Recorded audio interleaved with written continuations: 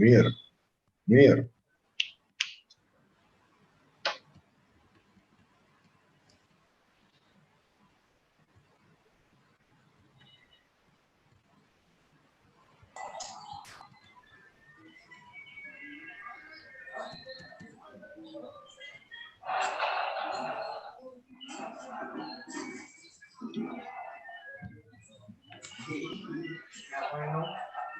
Mari kembling lagi Monas.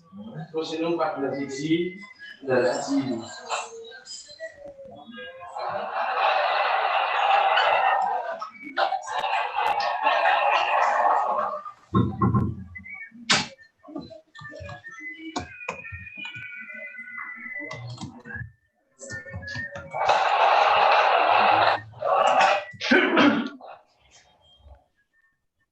Assalamualaikum Prof. Masad.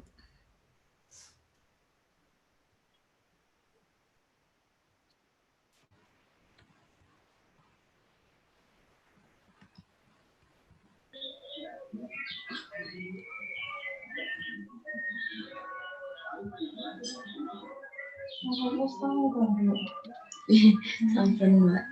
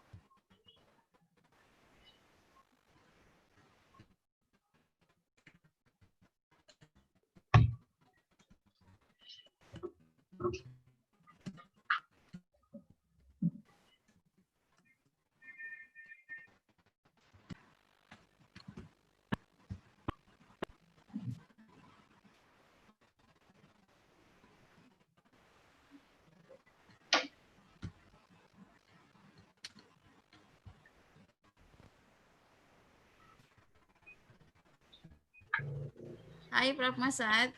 Assalamualaikum. Good morning. Assalamualaikum. How are you? Salam. Where is Prof. Irwandi?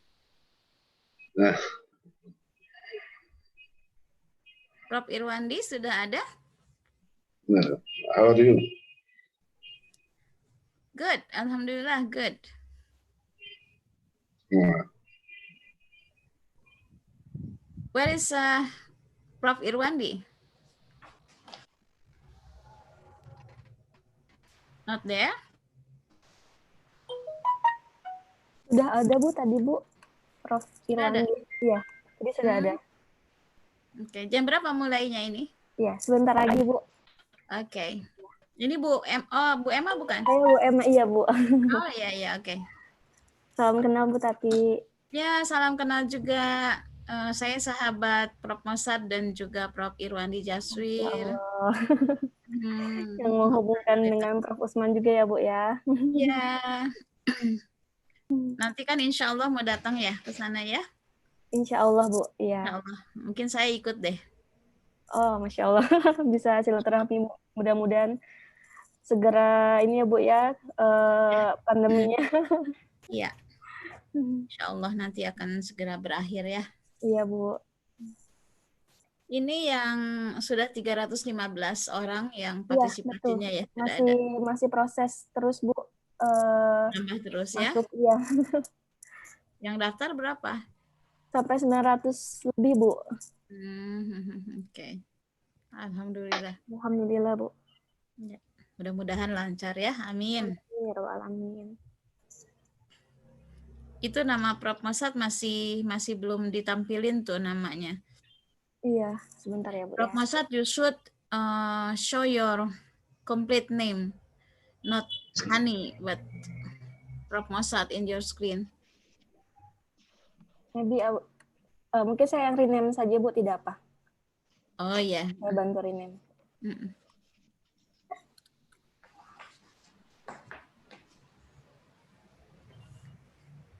Assalamualaikum Bu Tati. Waalaikumsalam warahmatullahi wabarakatuh. Ayo. Assalamualaikum Prof. Masad. Senang luar biasa. Padahal ketemu dunia maya aja udah seneng begini ya. Alhamdulillah. Yeah, even that we meet in space, but we are happy, very happy ya. Alhamdulillah. Di mana ini? Di Kuala Lumpur kah? Iya, di Kuala Lumpur. Ibu, putra-putri sehat semua, alhamdulillah. Alhamdulillah. Alhamdulillah. Assalamualaikum Mbak Irwandi. Waalaikumsalam, Pak. Prof, malah di daerah saya, di kompleks saya ini malah jadi zona merah nih sekarang. Oh ya? Iya. Sepertinya sih herd immunity deh. Siapa yang kuat, siapa yang menang itu.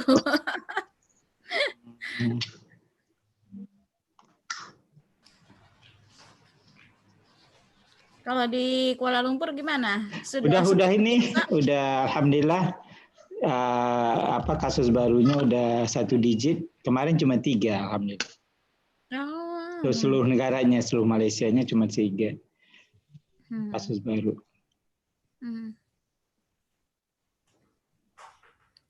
Ya ini kan faktor disiplin juga sangat berpengaruh ya. Iya, disiplin masyarakatnya. Iya.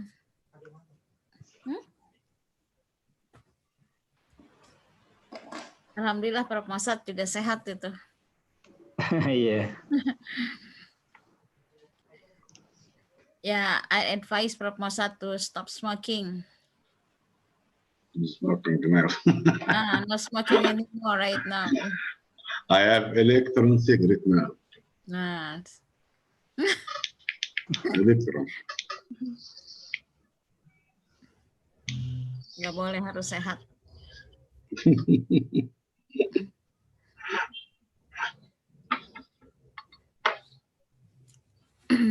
Kapan ada rencana ke Jakarta lagi, Prof. Irwandi? Belum ini Bu, masih belum yakin gitu. Iya, saya juga. Ini. Nah, betul sama. Saya juga nggak mau ini terbang-terbang nih. Iya. Masih memutihkan kulit di rumah. Assalamualaikum Pak Prof. Irwandi. Waalaikumsalam. Tangkep. Pernah Bapak? Oh, Masya Allah. Bu Reta ya? Iya, saya temannya Bu Dr. Siti Nurmia. Ibu ya, kita pernah ini dengan Ibu Siti. Sehat Prof. Alhamdulillah, Ibu gimana? Ya, Alhamdulillah Prof. Alhamdulillah. Kapan-kapan Prof, setelah COVID ke Politani Pangkep lagi Prof. Iya, pengen. Iya Prof, kemarin kami akreditasi untuk Prodi Agroindustri sama Ibu Dr. Siti Nurmia itu dapat A Prof. Alhamdulillah. Alhamdulillah ya. Dan nanti ke depan untuk bisa masuk ke perguruan tinggi yang lebih bagus lagi Prof, kami bisa dibimbing. Insya Allah Bu. Ya Prof. Akreditasi untuk apa Bu Reta? Akreditasi Prodi Bu Tati. Oh, oke. Politani ada 2 prodi yang sudah dapat A. Itu budidaya perikanan, dan kami prodi baru sebenarnya dari baru 2006 itu prodi kami, tapi sudah alhamdulillah sudah dapat. Iya. Alhamdulillah. Bidang food, bidang pengolahan untuk Indonesia Timur itu sangat banyak Bu, karena mungkin di sini baru di UNAS untuk yang pengolahan, tapi itu masuk ke ranah sains S1. Kalau kami di 4 juga Bu, cuman ke vokasinya. Mudah-mudahan nanti dengan mengikuti juga seminar ini kami bisa mendapatkan banyak ilmu atau pengalaman-pengalaman. Insya Allah.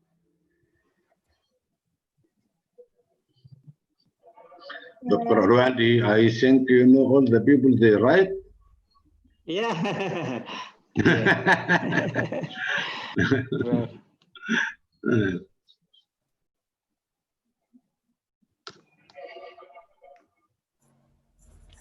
Assalamualaikum warahmatullahi wabarakatuh. Selamat siang Bapak Ibu.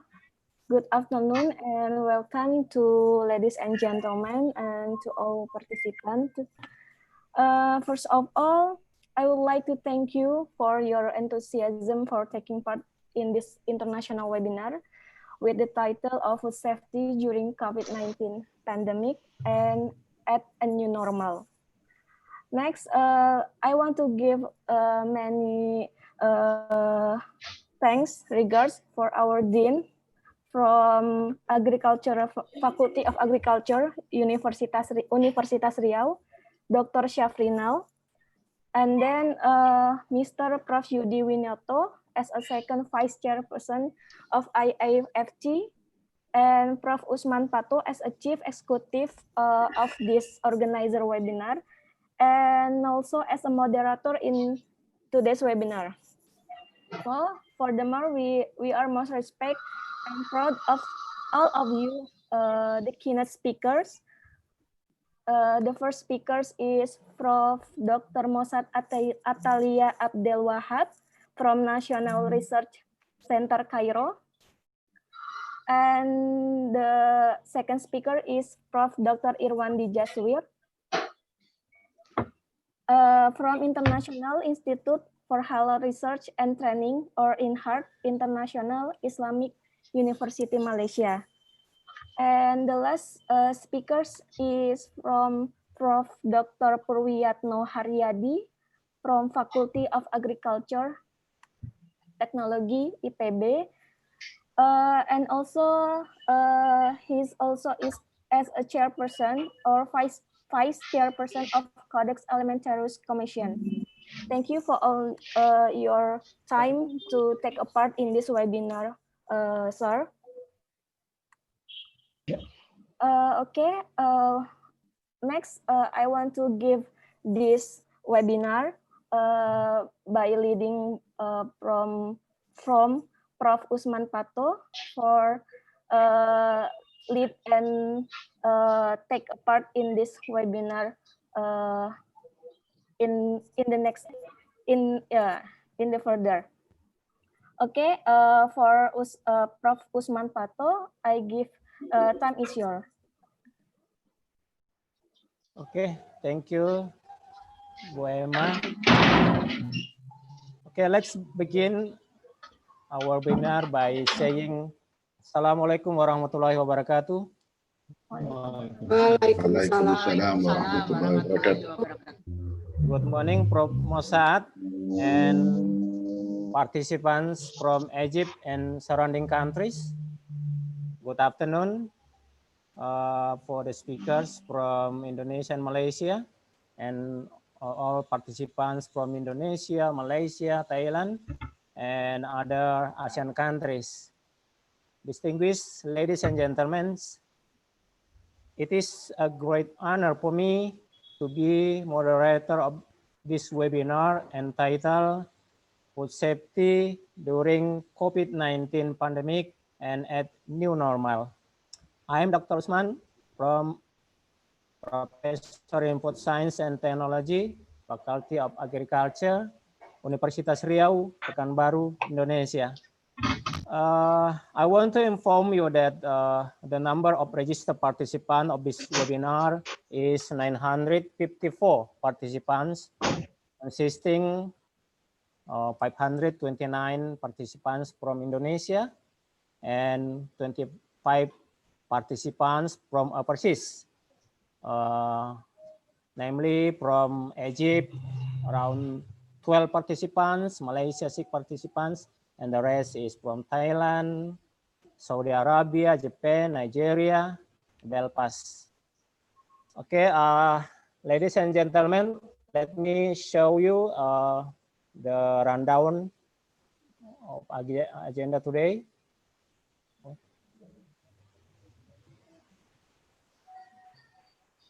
Mbak Emma, could you show the rundown agenda for this webinar? Because I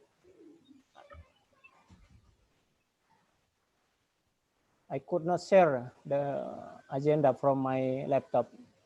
Mbak Emma, do you hear me? Yes, sir. Mbak Emma, Yeah, I hear you. could you share the rundown agenda? Rundown, okay, okay, sir.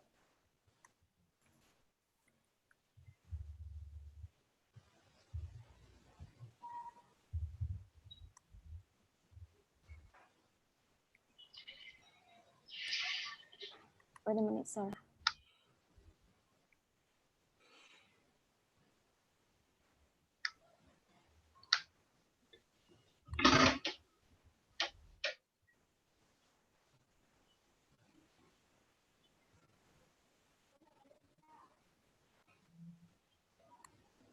Or you can allow me to share.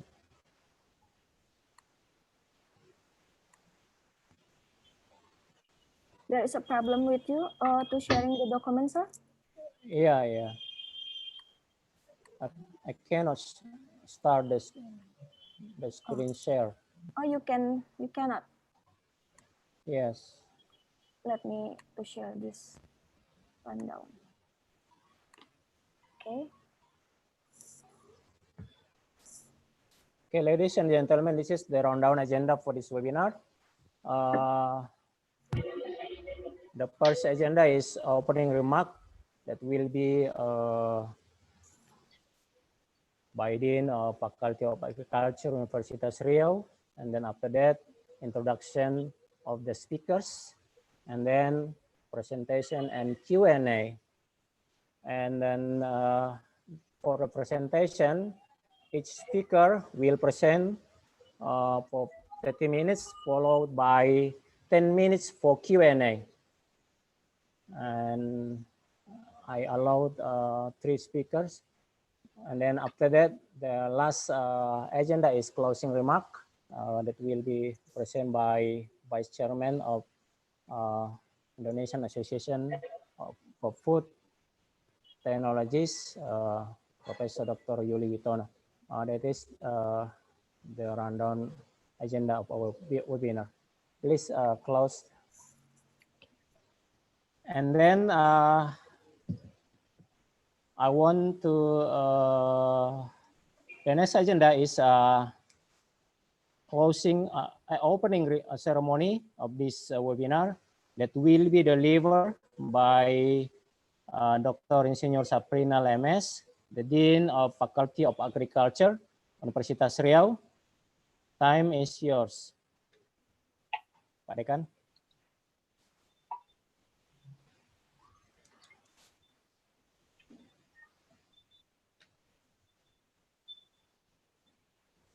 Halo Pak Dekan.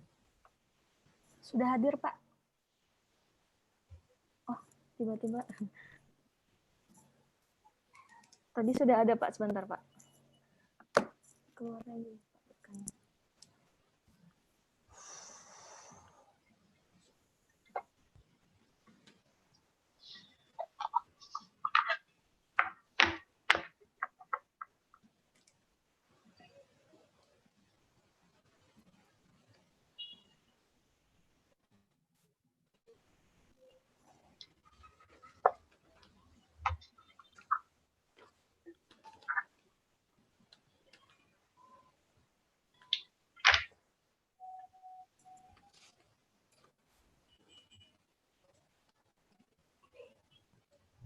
Pak Dekan, do you hear me?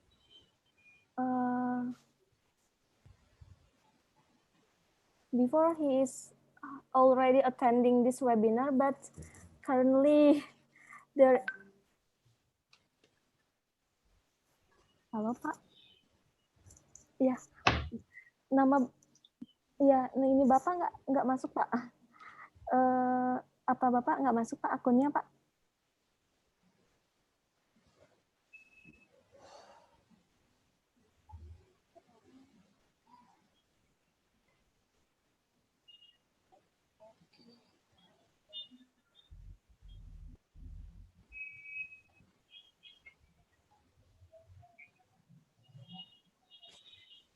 Okay, while waiting for the opening ceremony, let me introduce the distinguished speakers for this webinar. The first speaker is Professor Dr. Mosaad Atiyah Abdul Wahab. Assalamualaikum, Prof. Mosaad. Dr. Mosaad Atiyah Abdul Wahab is a professor at the Department of Food Toxicology and Contaminants, National Research Center. He got his BSc in Agricultural Science, MSc in Animal Physiology from Ain Shams University at Egypt, and his PhD in Toxicology from Ain Shams University and Texas A&M University, Texas, USA. He established the Egyptian Society of Science and Halal Products on 2015 and act as elected president of the society till now. He acted as a visiting professor in several universities at several countries such as USA, Finland, Tunisia, Thailand, Malaysia, Spain, France, Iran, Nigeria, Algeria, Croatia, Yemen, and KSA. His major interest is toxicology and food safety. He conducted more than 15 research projects in the area of food safety, food contaminants, nanotechnology, and natural product funded by national and international agencies and got 6 patents. He published more than 220 research articles in the international journals and several book chapters. He supervised more than 35 MSc and PhD theses and participated till now in 45 international conferences as invited or keynote speaker. He conducted semi-annual training courses in the area of mycotoxins and food safety. He is also a reviewer for more than 40 international journals and co-editor for 20 international journals. He was honored and awarded from many international and national agencies. He is a basic membership in several professional organizations and the president of the Egyptian Society of Science and Halal Products. And then next, the second speaker, I want to introduce Professor Irwandi Jaswir. Dr. Irwandi Jaswir is the King Faisal Prize Laureate 2018 in Service to Islam category. He was born in Medan, North Sumatra, Indonesia in 1970. He read food toxicology and human nutrition in Bogor Agricultural University, IPB, and received his bachelor degree in 1993. And then he further his studies at master's and PhD level at the University Putra Malaysia and was conferred a Master's of Science in Food Science and Biotechnology in 1999 and PhD in Food Chemistry and Biochemistry in 2000 respectively. In the year 1998 to 1999, University Putra Malaysia has given him the opportunity to participate in PhD exchange program at the Department of Food, Nutrition and Health of the University of British Columbia, Canada. And then he continued his pursuit of knowledge at the diploma in Islamic revealed knowledge at the International Islamic University Malaysia in 2003. He also served several academic positions such as Deputy Dean of Student Affairs, Deputy Dean of Research Initiative, and the Research Management Center at IIUM, Director of IIUM, Director of INHART, Secretary of IIUM Council of Professor, and Senior Professor of Food Chemistry and Biochemistry, and Chairman of Korea INHART Halal Certification Authority in Korea 2016 until present. And Professor Irwandi Jaswir's contribution to Islamic world has uniquely carved edge in the development of scientific knowledge by establishing and developing a new discipline termed halal science. So now, Professor Jaswir is one of the experts in halal science. And he also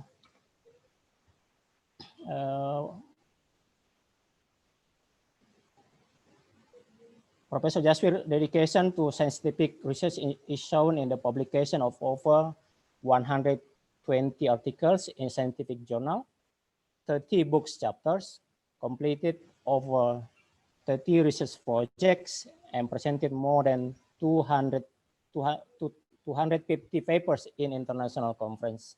He published scientific work has captured a total of 711 Scopus citation, and he has H index of 16. Okay, that's all the introduction for Professor Irwandi. And the third speaker is Professor Dr. Purwiyatni Haryadi. Professor Pur is a professor of food process engineering in the Department of Food Science and Technology, Faculty of Agricultural Technology, IPB University. He was the director of Southeast Asia Food and Agriculture Sciences and Technology, CIFAS Center, IPB University, Indonesia, and now serves as a senior scientist at the center. He is actively involved as a consultant for government agency and the food industry in Indonesia. Professionally, he has been with many organizations. He has been involved in many organizations, including the Institute of Food Technologies, IAFT USA, and the Institute for Thermal Process Specialists. He was president of Indonesian Palm Oil Society, or MAXI, and president of Indonesian Food Technology Association for 2 periods. And also he has been active as scientific advisor at the International Life Science Institute, Southeast Asia region. Professor Haryadi's research interests are in food processing and engineering, especially in the field of thermal processing, sterilization, pasteurization, food canning, and pet oil processing or modification. In December 2012, he was elected as a member of Commission of Engineering Sciences of the Indonesian Academy of Science, IP. And also Professor Haryadi was elected as a fellow of the International Academy of Food Science and Technology and the International Union of the Food Science and Technologies. And in July 2017, Professor Purwadi Haryadi was elected as Vice Chairperson of the Codex Alimentarium Commission. And then he has a passion for writing, and that is manifested in the role as editor-in-chief of the monthly magazine Food Review Indonesia. Professor Pur completed his BS in food technology from IPB, and then He continued his studies in US to obtain master in 1990 and PhD in 1995 in food processing with a minor in chemical engineering from Department of Food Science, University of Wisconsin, Madison, USA. Okay, ladies and gentlemen, that is the introduction of our speaker. And then we move to the next agenda is opening ceremony by the Dean of Faculty of Agriculture, Universitas Riau, Dr. Insinyur Saprinal MS. Time is yours. Saprinal. Sir, Prof. Usman, we are sorry. Yeah. There are some problems from Dr. Syafrinal now for joining. He's difficulty to join our webinar, but before he's already joined, but maybe some mistake or internet connection. Okay. So maybe if we are continue further and then we are let Prof. Syafrinal to opening in second hall. Okay. So we continue to the next agenda by inviting the first speakers. Now I want to invite Professor Mossad Atiyah Abdul Wahab to deliver his presentation entitled Food Safety During COVID-19 Pandemic and at New Normal, what we need to know. Please begin your presentation, sir.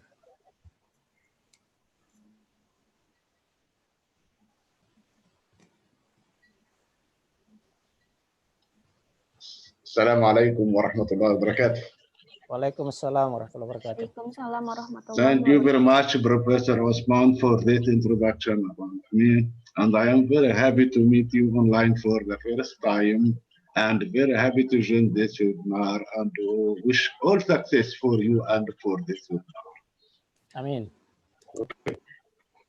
Now, inshallah, I will talk about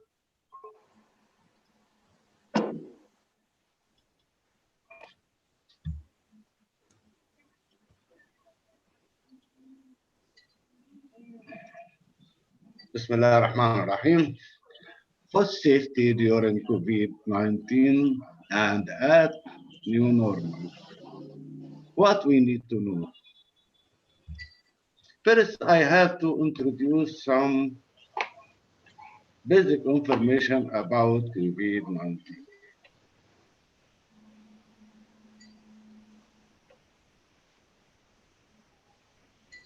What is COVID-19? COVID-19 is a new illness that can affect your lungs and airways, but it's caused by a virus called the coronavirus, as you know. Coronavirus or COVID-19 is spread in sneeze or cough droplets. The current evidence suggests that the virus can spread as easy as the flu virus that circulates every winter. Virus can be easily spread to other people, and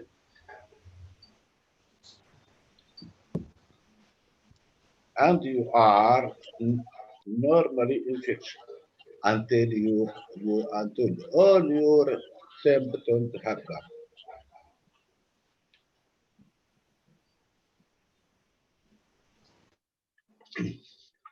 Coronavirus or COVID-19 may survive on surface if someone who has it coughs or sneezes onto it. But simple household disinfectants can kill the virus on surface.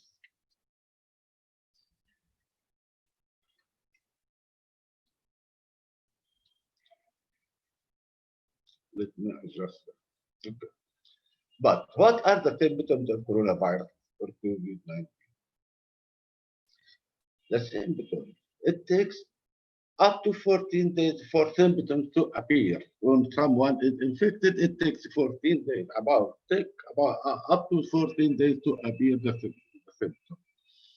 And the most common symptoms are cold, that can be any kind of cold. Usually it becomes dry, but not always. Second symptom is the shortness of breath. One cannot take his breath. The third is breath difficulties. Then fever. Fever means high temperature up to 38 degrees Celsius.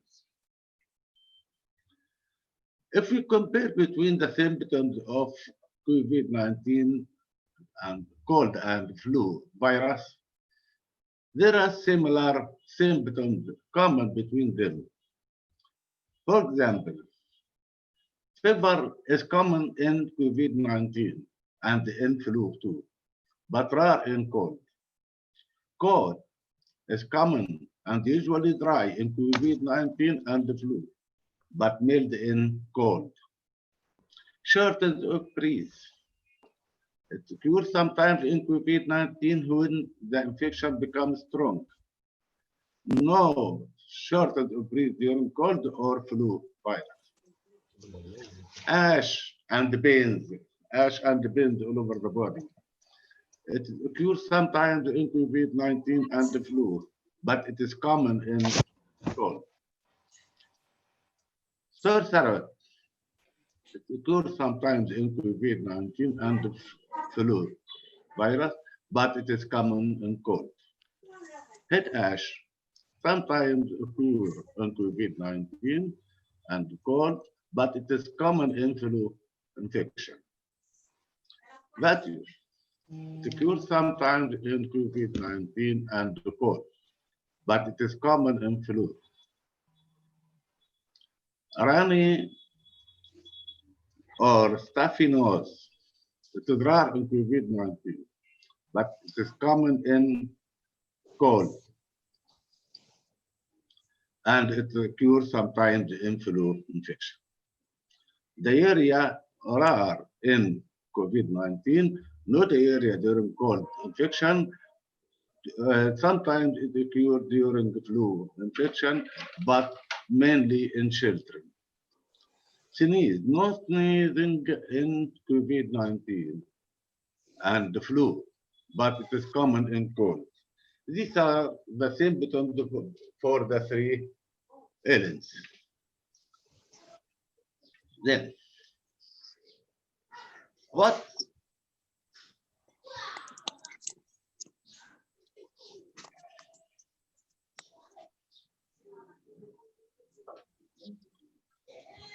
is food safety?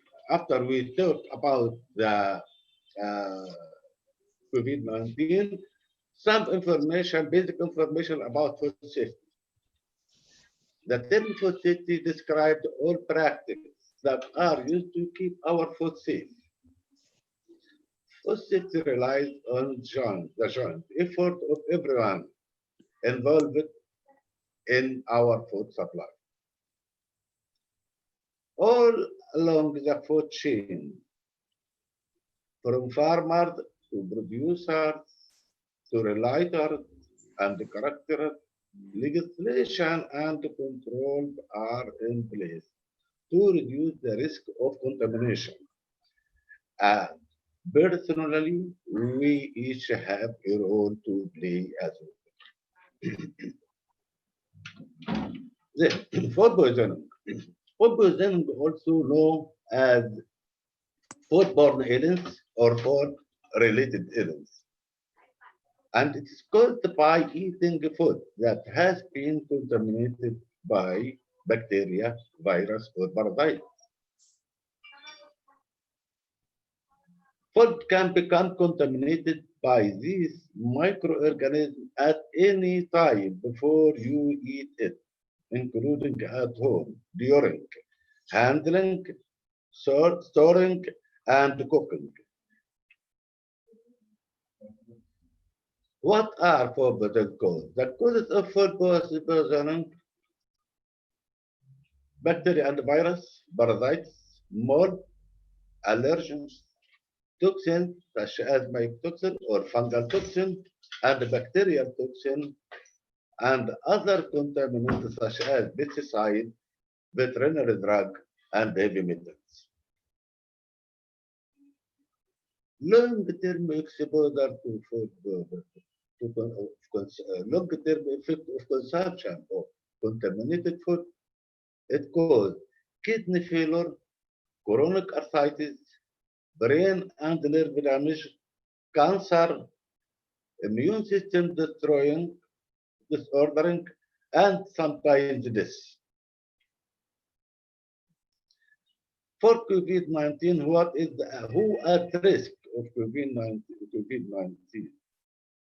The people who are at risk of COVID-19, mainly pregnant women, older adults, persons with chronic illness such as diabetes or cardiovascular disease, and also young children are at risk of COVID-19. Food safety during the pandemic COVID-19 crisis. We have several types of coronavirus: SARS-CoV, MERS, and SARS-CoV-2. These three viruses circulate mainly among animals, but sometimes they can infect humans. This virus spread from person to person, mainly via respiratory droplets that people caught or sneeze or exhale. Food is not a route for transmission of this virus. However, transmission is possible through food. If infected individual touch food, then inhalate it and touch their eyes or mucous membrane of the mouth. Fresh food may also be exposed to COVID-19 before being frozen. Then the transmission may be happened after frozen. However, a recent report showed that COVID-19 can be transmitted through frozen or refrigerated food such as cold meat and salmon. The cold meat which we eat without cooking, such as luncheon and something.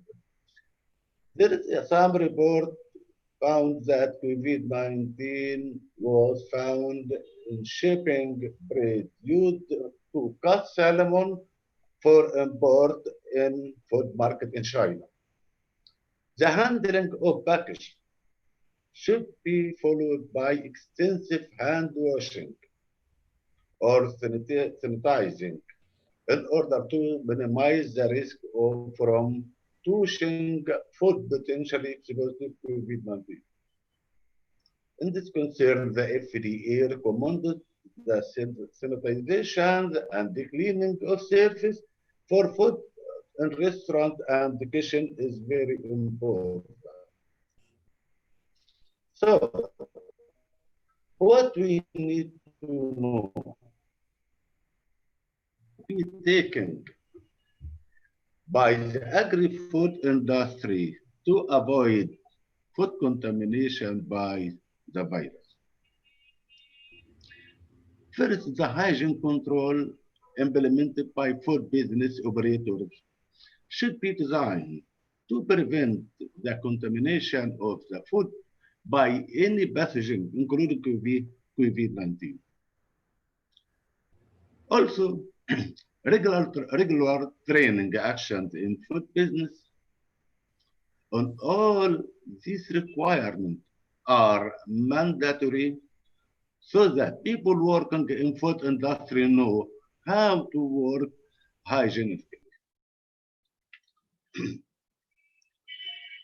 Among the groups of among the good hygiene practices required at all stages of food production, first cleaning and disinfection of food producing facilities and equipment between production lots. Avoidance of cross-contamination between types of food at different stages of process, such as the raw food and the cooked food. Personal hygiene, such as washing and disinfecting hands, wearing gloves and masks. So, does the lockdown undermine the safety of food? Lockdown all over the world. The lockdown may limit control on the application of hygiene in food business. However, official controls are part of safe food chain. The current limitations are not considered to affect the safety of food, which first relies in the contaminant of all actors of food chain from farm to floor. So the European Commission's adapted control action to limit the spread of COVID-19. These measures apply for only 2 months and will be reviewed. What happens if the food business employee infected with COVID-19?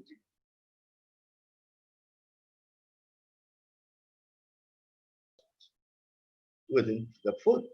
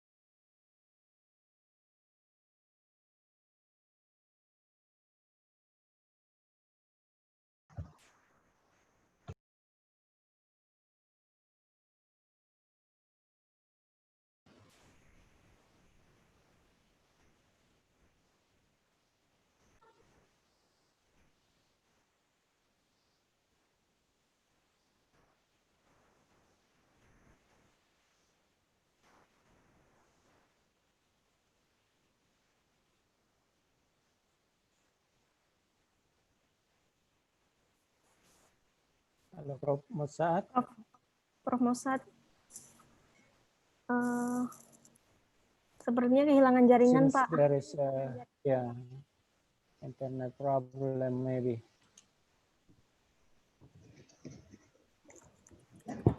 Prof. Mossad.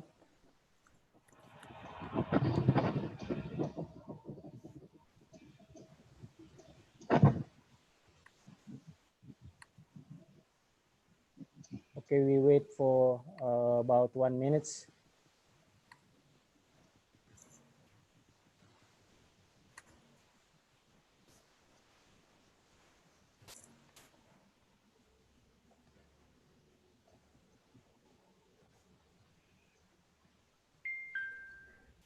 Ya, sepertinya di diamannya Prof. Mossad sedang ada ini ya, Gangguan ya? Ada gangguan ya? Gangguan, iya Bu. Gangguan sinyal Wi-Fi-nya mati. Oke, kalau gitu kita beralih ke selanjutnya dulu ya.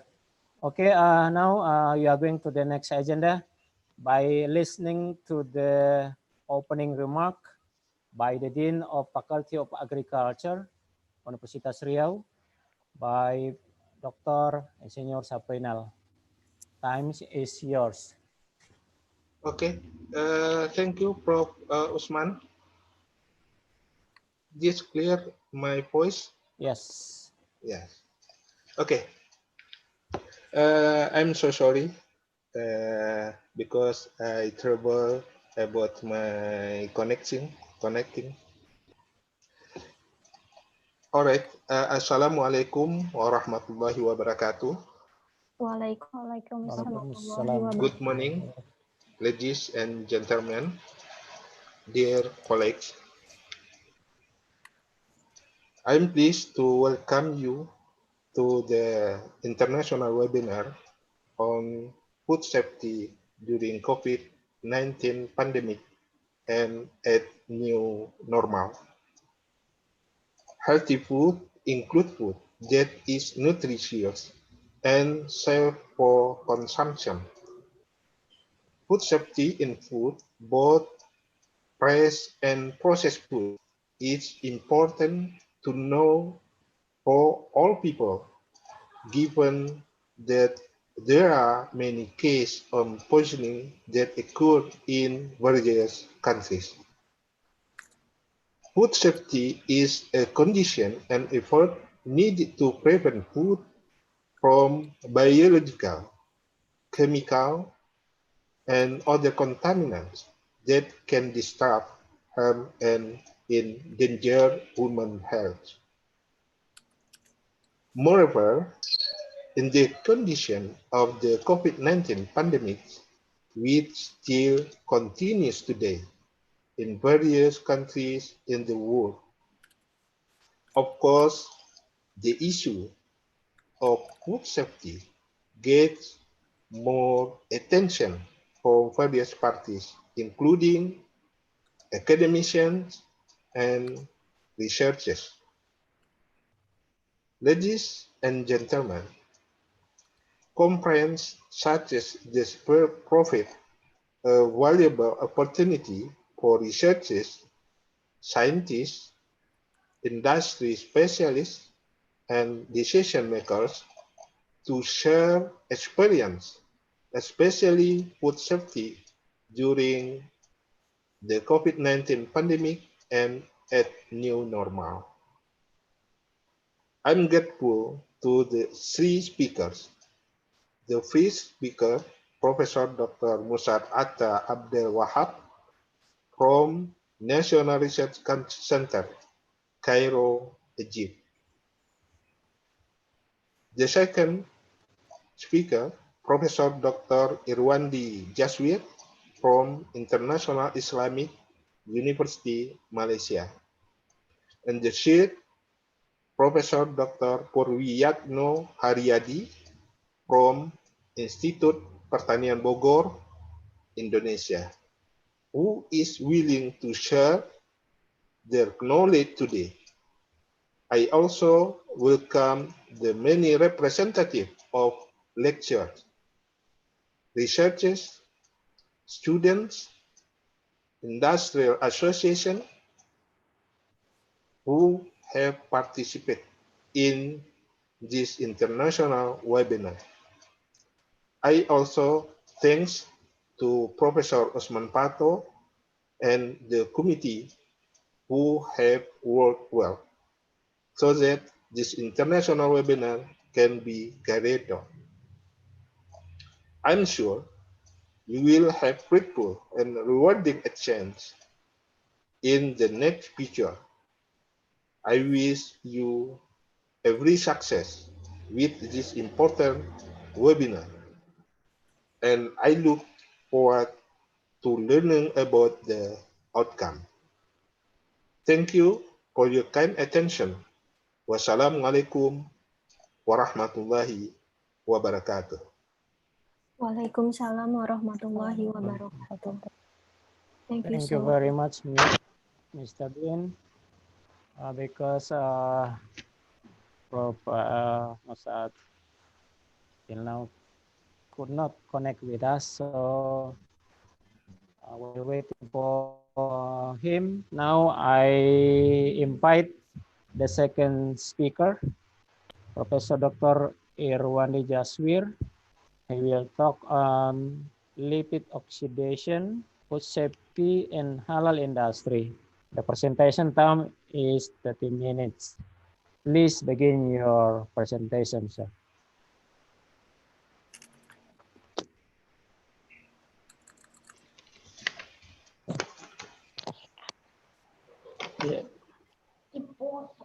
Yeah. Okay. Bismillahirrahmanirrahim. Assalamualaikum warahmatullahi wabarakatuh. Waalaikumsalam warahmatullahi wabarakatuh.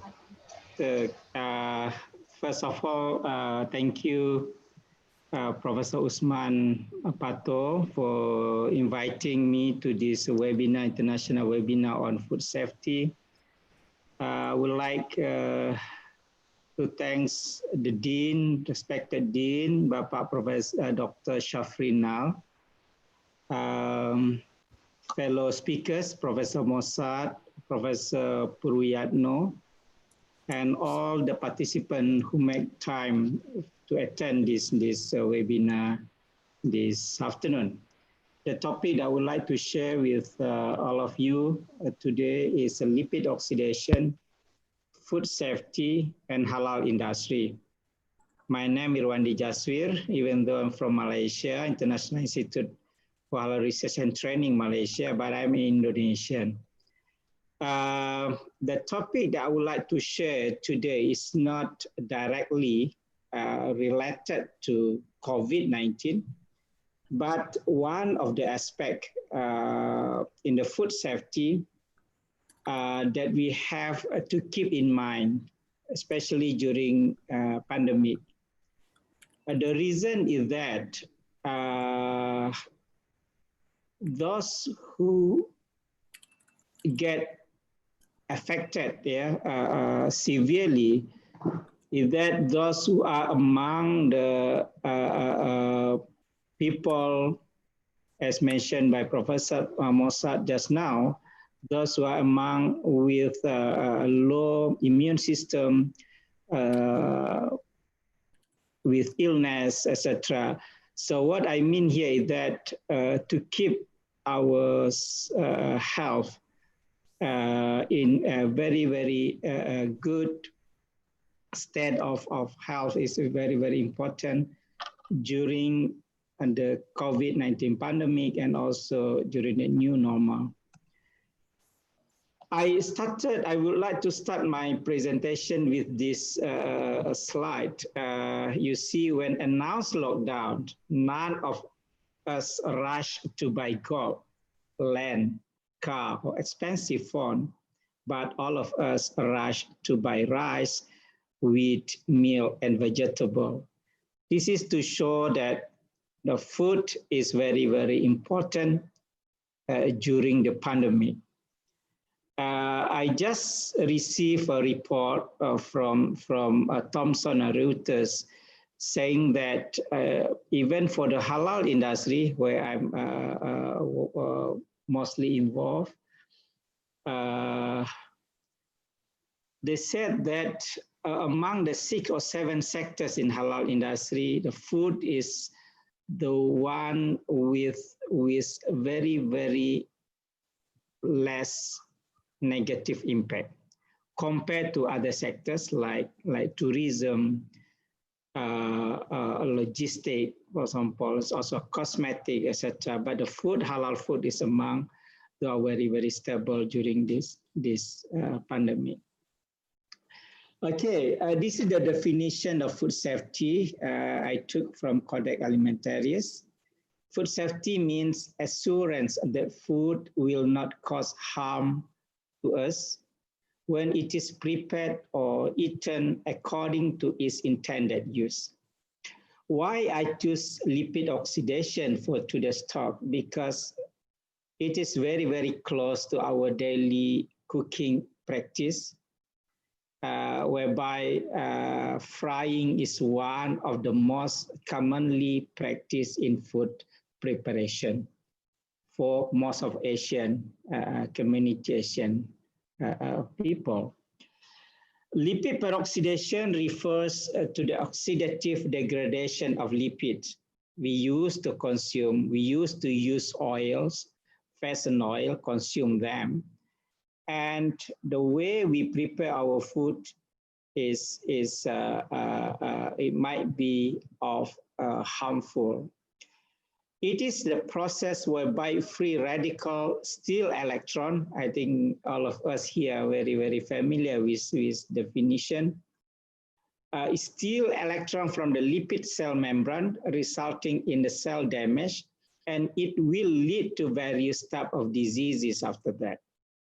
This process proceeds by a free radical chain reaction mechanism, and it is mostly affect polyunsaturated fatty acid.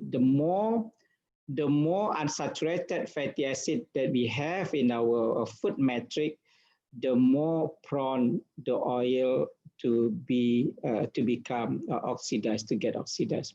In addition, end product of lipid peroxidation may be mutagenic and carcinogenic. So this is two terms that which is very, very harmful to us. And now the trend is that the carcinogenic is among the top killing disease here. I mean, this is a cause that cause cancer, and then the cancer is among the top killing disease in most of developing countries nowadays. In the developed countries is there already, but for developing countries as well. Let's take a look about the frying. This is which is a very, very familiar to us, and we normally prepare our food using this method. Frying in Malay culture, Indonesia, Malaysia, Singapore, Brunei, etc. Frying is among the top food type of food processing. But sometimes we forgot that during the frying, a lot of reaction occurred. Aeration, absorption, evaporation. But there are four main reaction that occur. Number one is oxidation, dehydration, hydrolysis, and then the change of color. So these four. And the end product of this, which is harmful to us, is various types of peroxide, free radicals, dimers, trimers, etc. And then through our extensive research in this field, we come up with the conclusion that oxidized lipid enhance peroxidation of membrane macromolecule, thus contributing to the mutagenicity, genotoxicity, and geotoxicity.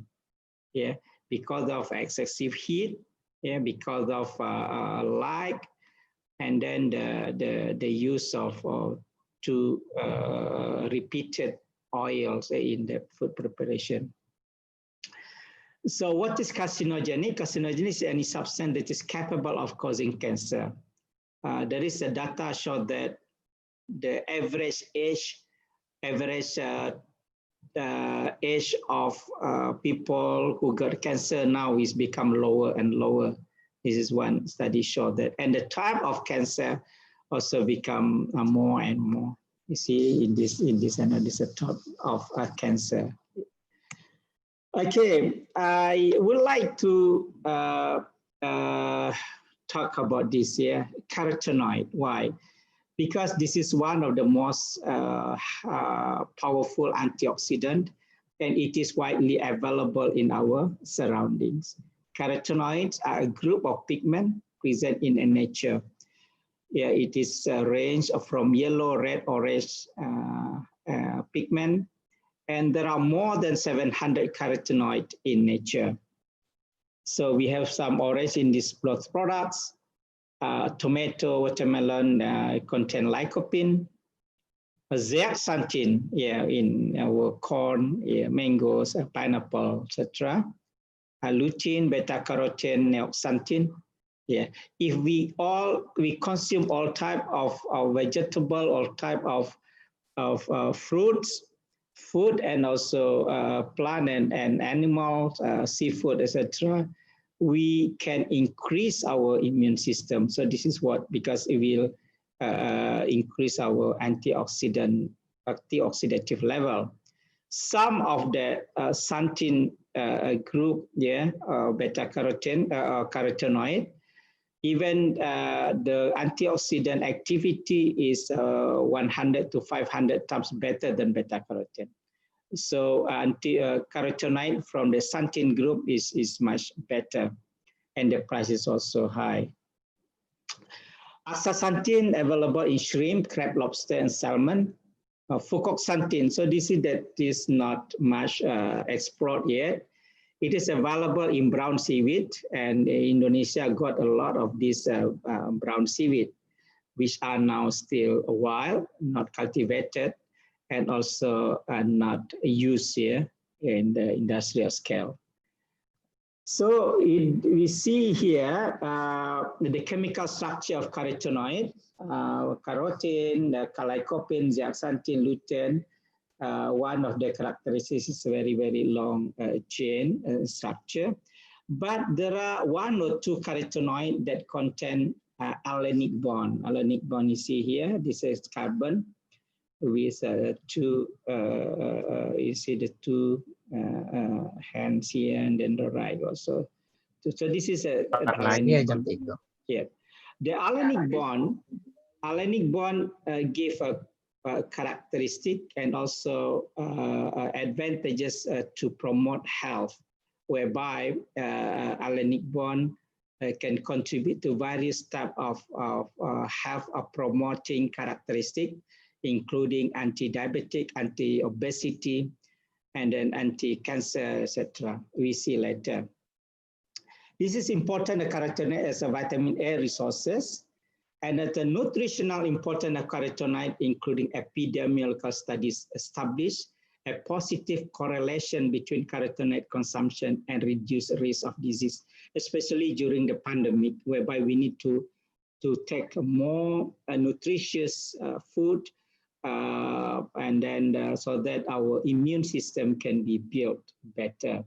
Antioxidant properties is to safeguard our health have been recognized as a main reason for beneficial health effect. Yeah. Okay, carotenoid also very, very good. Yeah, there's a lot of study, and then one of them because of Hellenic carotenoid, a lot of study, and then especially when our research here in collaboration with Japanese researchers. Some time ago, we conducted a study extensively on tropical marine seaweed. This is a structure of main Hellenic carotenoid and the metabolite. I think I just make it quickly here. And then this is why it can contribute to, in Japan, even this carotenoid can be used as an anti-obesity. Yeah, because obesity is one of the factors that may contribute to various diseases after that. And then the countries like Malaysia, Singapore, they're already now very, very concerned about this, because the obesity rate in Malaysia, for example, is among the highest in Asian countries. And that the government spent a lot for diseases derived from or caused by the obesity. This is, for example, this is our study. This is our own study in the white adipose tissue when we feed the animal or mouse using Malaysian brown seaweed. Yeah, Malaysian brown seaweed is similar to Indonesian one. Yeah, we visited Makassar the other day. We found the same species of seaweed. So this is a control. What adipose tissue is tissue that is responsible for obese. Yeah, and if we do not feed the animal with that fucoxanthin, it will grow. Yeah, it will grow. While with a fucoxanthin, the animal, the white adipose tissue remain the same size, meaning that it can be used as an anti-obesity. Yeah, as this obesity supplement, and this is what in Japan now. Yeah, so the supplement from brown seaweed is sold in the pharmacies. This is what how we conducted the study. Yeah, and this is our brown seaweed. Yeah, brown seaweed, various species of brown seaweed, and all are unexplored. Yeah. So it is the uniqueness about the fucoxanthin because it is only available in brown seaweeds, not in other plants. from our extensive studies in Malaysia, whereby we have produced 5 PhD, each of them studied on antioxidants, anti-cancer, anti-diabetic, anti-inflammatory, anti-obesity. Yeah.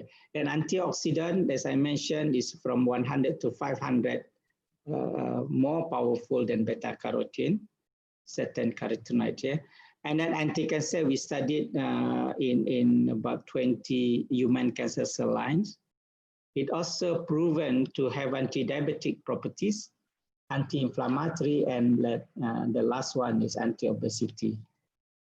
Okay, this is some of our publications in very good journal, Food Hydrocolloids, the Q1 journal, and then as also in Taylor and France. Yeah, in food chemistry, this is our antioxidant behavior carotenoid in the cancer cell line, human cancer cell line, HG2 cells. Okay. So from lipid oxidation, we move to halal. Yeah. So what is connecting these two? The concept of halal basically is a concept of food quality. Yeah. A halal food should be of quality. Yeah. That's why when we do halal audit, the quality food is also a part of the parameter that we observe. Because in Islam, the concept of halal is always followed by thayyiban, yeah, halal and thayyiban, good and halal and good. Okay, halal means permissible, yeah, and thayyiban means good or wholesome. Halal is about quality of life. Yeah, it is no longer seen as only from Islamic perspective, only from fiqh perspective, but it's also from business. Yeah, most of the people looking at halal food, not because of the religious background, yeah, for non-Muslim. Yeah. For example, 65% of the halal meat from New Zealand is exported to non-Muslim countries, but 65% because halal means good as well.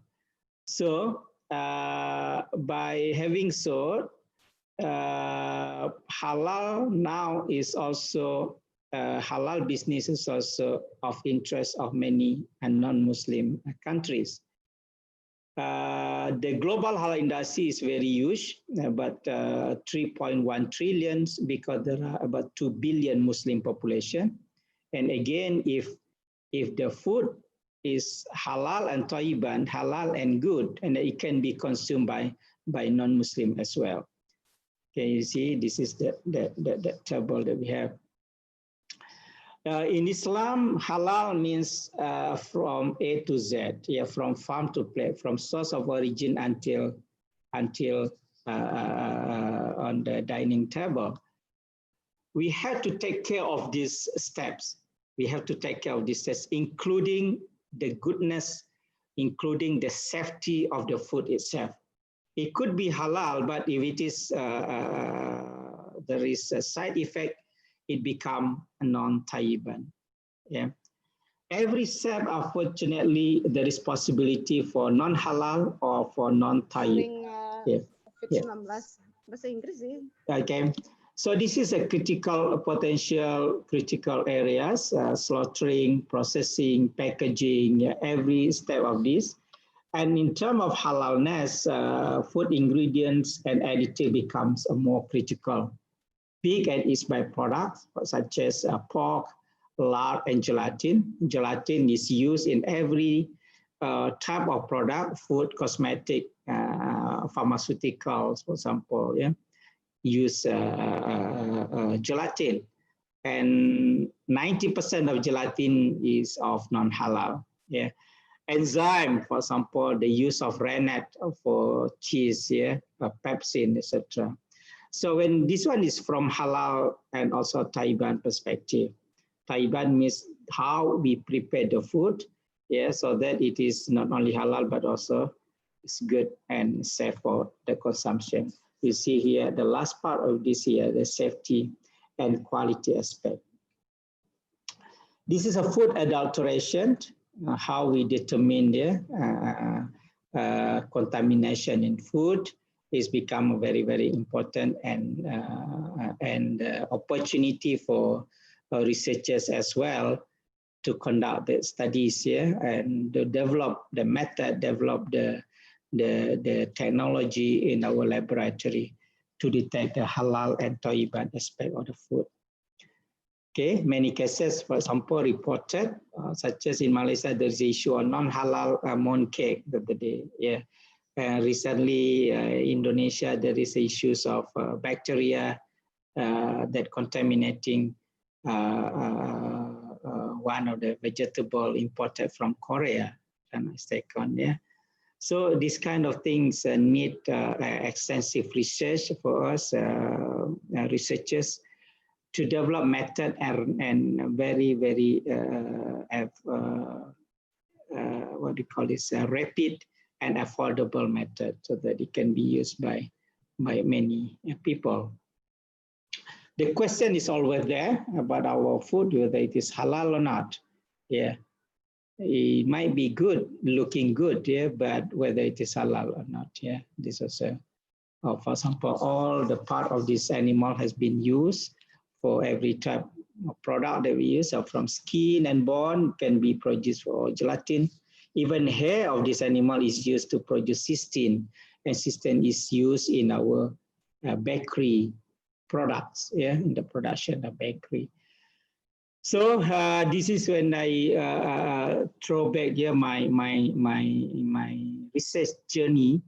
I started with lipid oxidation and now working with this anti-cancer properties, etc.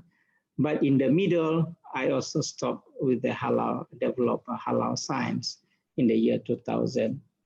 Among the major findings, we started with a lipid oxidation, is that some of the method can be used, a method for lipid oxidation can be used for the analysis of halal and toiban aspect. Yeah, for example, we use infrared spectroscopy for fats and oil. We can easily detect the peroxide. Peroxide is those that can cause a cancer or carcinogenic. Many people do not realize peroxide, yeah, because it cannot be seen with naked eyes. But especially the secondary products, after the first one, primary oxidation, the oil looks good, still good, yeah, but actually it's already turned into the secondary metabolite, yeah.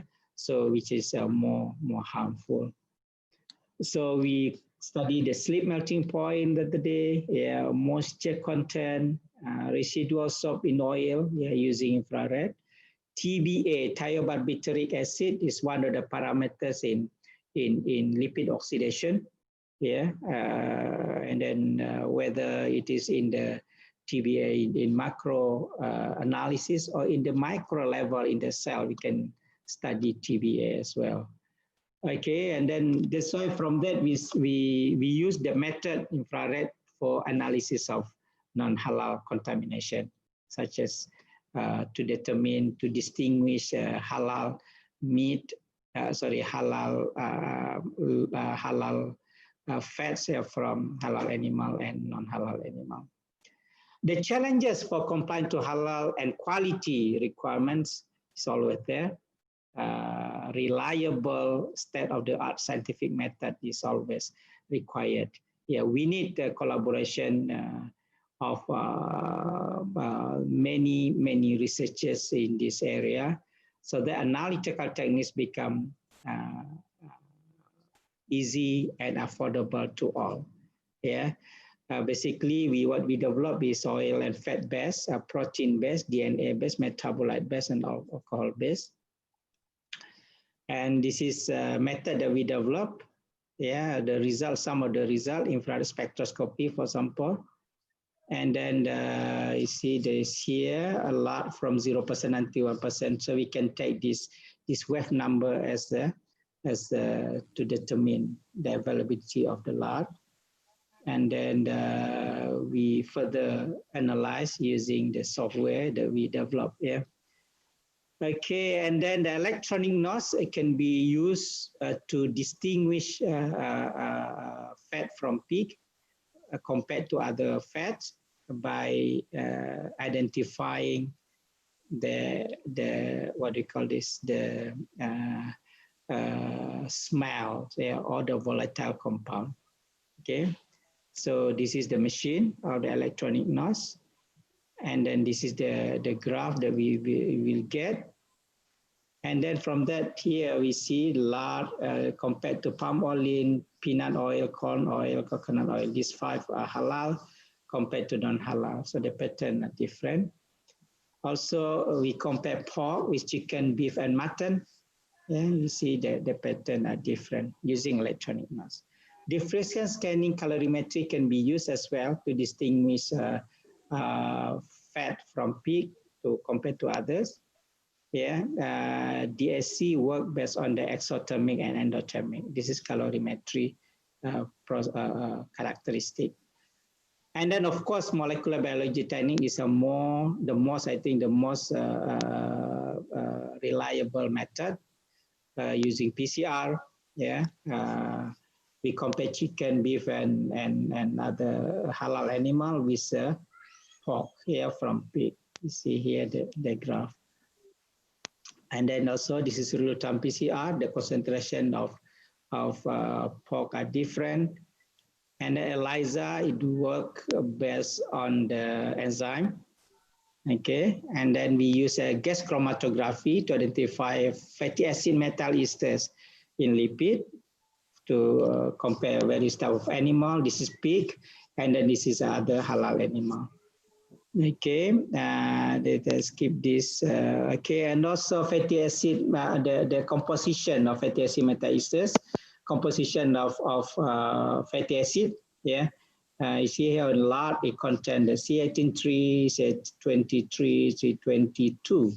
Yeah, while in other halal fat it's not available. Yeah. Okay, I think in the end, this is end of my presentation. A few slides left. First of all, I would like to introduce our International Journal of Halal Research. For those who like to share the research finding, we welcome in this journal. This month, we're going to issue the second issues of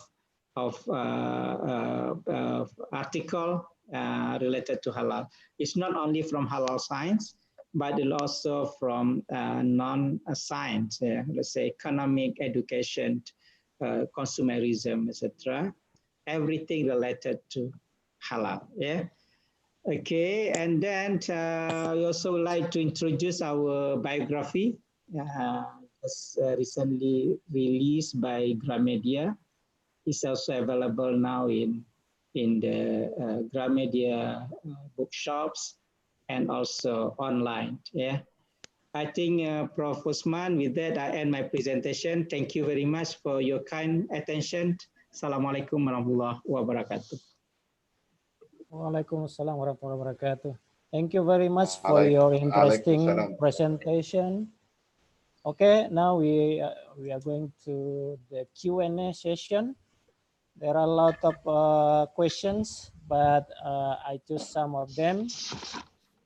Okay, the first question from Pak Didin, UPN Veteran Jawa Timur, to Professor Irwandi. What is the temperature limit for food processing to produce a safe product, not forming radical, mutants, or carcinogens? Jawab ya. Yeah. Yeah. Thank you for the questions. Basically, frying is not of the best option for food preparation. However, we cannot avoid frying as well.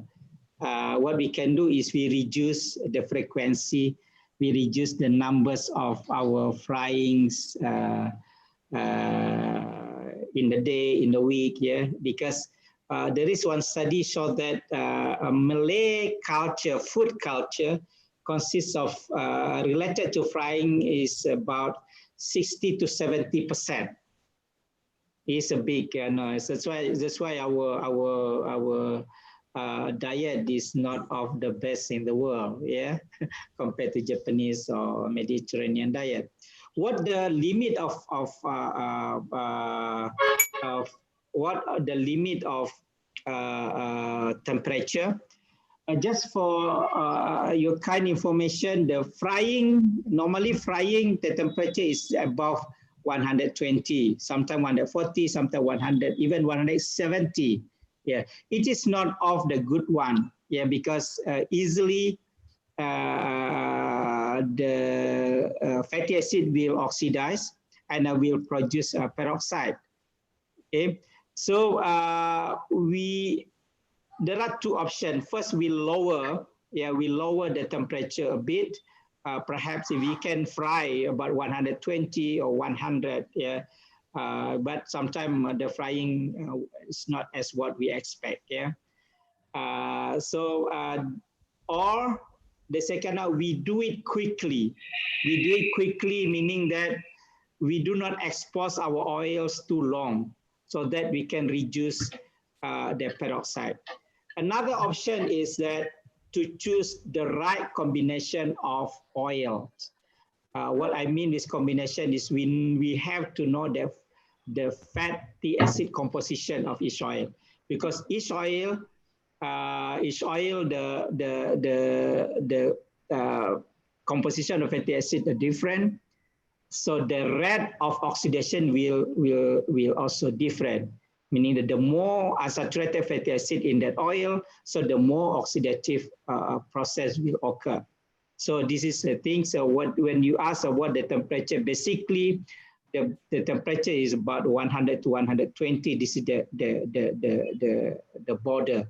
Yeah, above that is already is a bit harmful. Yeah, but of course, yeah, if you do it quickly, some of the frying it takes only 1 minute, yeah, or 1.5 minutes. But if you expose the oil to repeated frying process, so it's another issues will be there. Yes, Pak. Thank you. Okay, the next question is there any effect when we process the Hellenic carotenoid ingredients? What is the best way to maintain this Hellenic carotenoid content? For example, seaweed.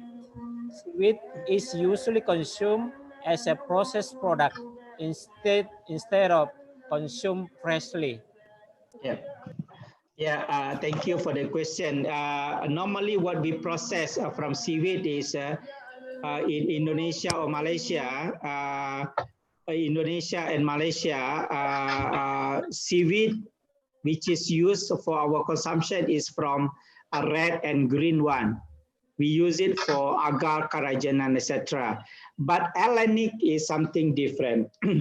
Hellenic, normally, if we can use it as supplement, it will be better because it is very expensive. We extract it and then we make it as a supplement. I think this is the best way. Whether it can be processed, yes, we can. The characteristics of carotenoid is that the damage on the carotenoid is not that big if it is in the food matrix, still in the food matrix. The problem is that when we extract, we have to be careful. It is very sensitive to light. It is very sensitive to temperature, so that the activity of carotenoid might be damaged. So the suggestion is that if we cook in the normal way, in the proper way, we still get the efficacy or effectiveness of the seaweed. But if we extract that, we have to be careful in order to get a better benefits of that seaweed. Yeah, the price of Hellenic compound like fucoxanthin, for example, it costs about in Indonesia up to 3 juta, ya, 3 juta rupiah per 10 milligram sample. So if you order from the chemicals company. Yeah, but some extract, crude extract can be consumed, be put in as a supplement, or it can combine with other food or other diets, yeah, like like in Japan, what I observed, they use this is as in the eat together with rice, with the soup, with the candies, with the chocolate, etc. So that it will indirectly improve add the functional properties of that food product. Thank you. The third question is there any condition requirement so that we can keep or optimize the antioxidant effect in all those carotenoid sources, for example, fruit and vegetables? The question from Ibu Agustina. Yeah, yes, the way we prepare the food is very, very important. Do not expose the food at the high temperatures too long. We cannot say that don't cook the food. Is also not possible because we need to cook the food, but we avoid the extreme condition. If we cook at a high temperature, reduce the time, or if we can reduce the temperature, it will be better. For example, we use a cook pressure, for example, and then it will be better. They're taking the food at a raw, of course, the issue of safety here. But if we can get a raw, a raw food, safe, the safe one, healthy one, and then the carotenoid is still there, still there. Another technology now developed by Japan, Germany, India, and US, high pressure processing, high pressure processing. They prepare the food containing carotenoid using the pressure, very high pressure, up to 1,000 megapascal. Normally for fruits about 300, 400 megapascal. The food looks original if it will maintain the nutritional composition of the food, but of course it is not.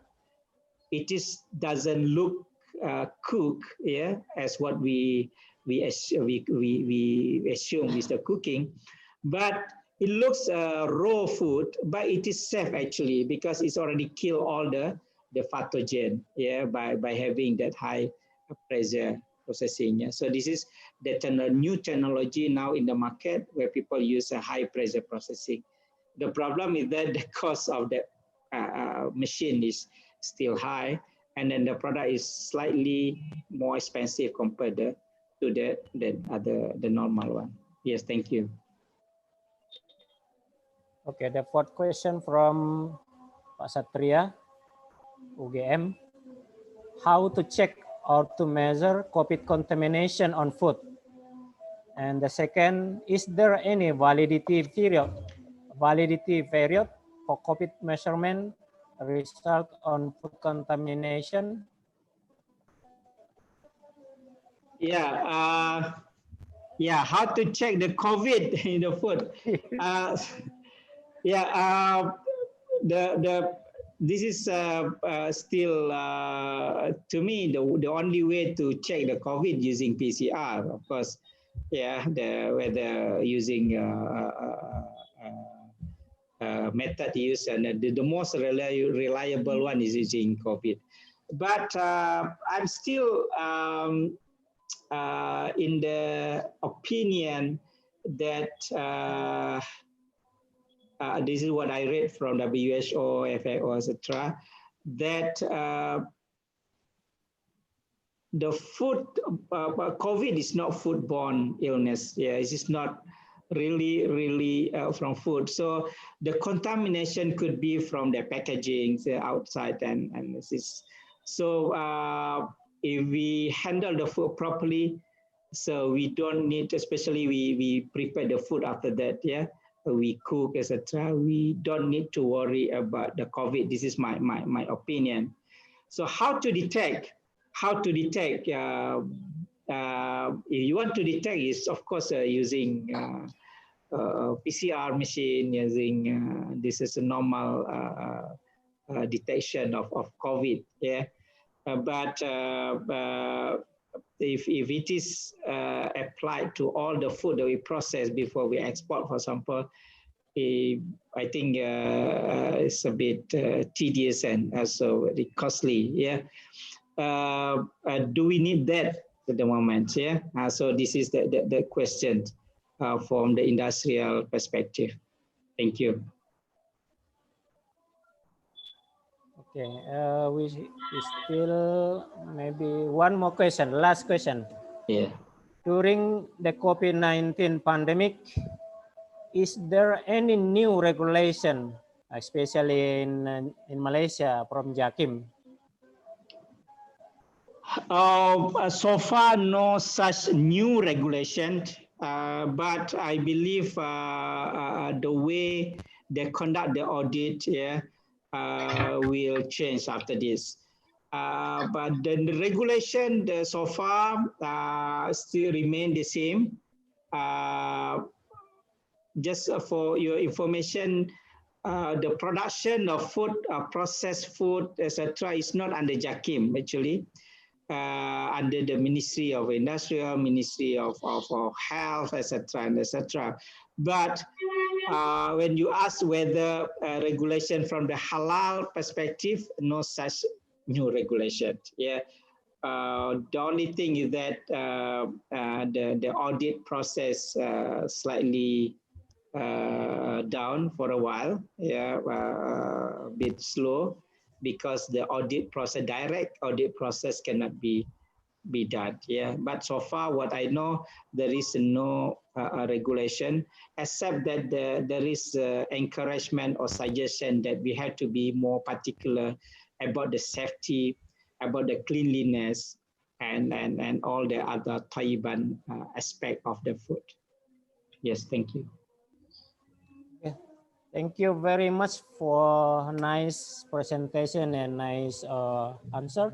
Okay, now again I invite Professor Mosaad to continue your presentation.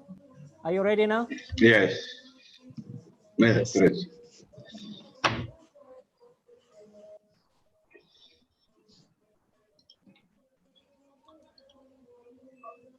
Please.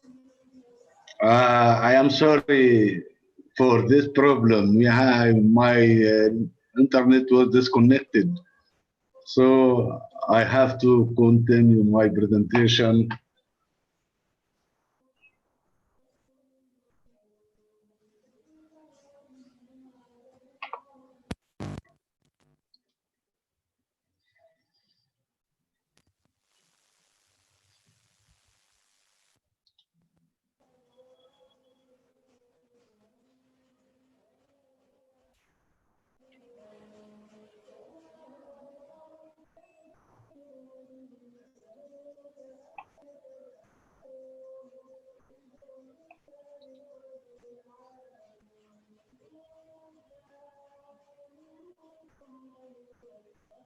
Yes. We stopped here, and this slides when I was talking about what happened if a food business employee is infected with COVID-19. It is very important that a specific protocol should be established within the food processing industry as safeguard of the health of employees. The measurement include social distancing while at work. We have to be not close to each other. Okay. But we can use plexiglass when distance cannot be maintained. No contact between truck drivers and the food facilities. More hand sanitizer at disposal, and no more worker than security necessary, or where possible working from home. Everyone can work from home to make the no close between people. Under the special recommendation of COVID-19 now, any person presenting symptoms indicative of COVID-19 is requested to stay at home to prevent the spread of the virus. What is the symptoms? We have to check. It believes that existing sanitization measures are effective in COVID-19 and or in other microbiological risks. For example, the person who infected with COVID-19, first, he feels fever. His temperature, 88% of the people feel fever. So the measurement of body temperature is the first test we have to do to check if he has COVID-19 or not. 88% of the people have rise temperature, body temperature. 33% of the people have mucus production in them. 68% have dry cough.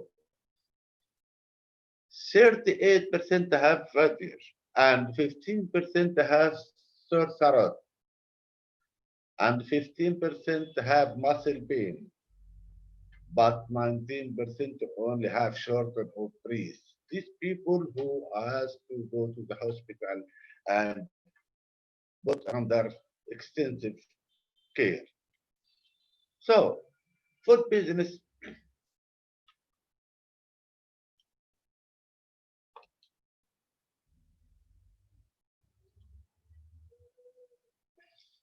food business some problem. Additional sanitation measures when appropriate.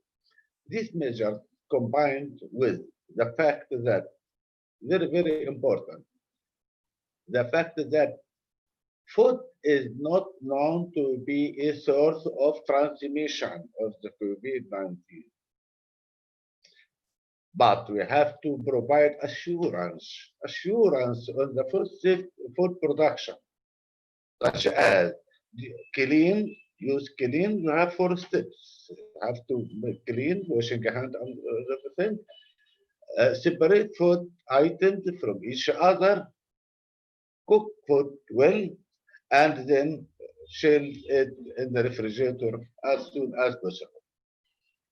But if there is any shortage in the disinfectants due to the distribution problem, if there is any problem and we have shortage in disinfectants, how can this be addressed in the food business? The European Union Food Safety Legislation requires all food business operators to ensure that employees take adequate hygienic measurements. This includes frequent washing of hands using the soap, in addition to disinfectants. But in the case of shortage of disinfectants, the Food Safety Authority should consider such issue case by case and may help business to find alternative safe solutions.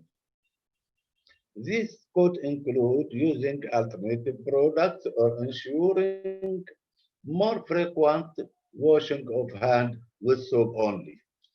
No need to disinfect.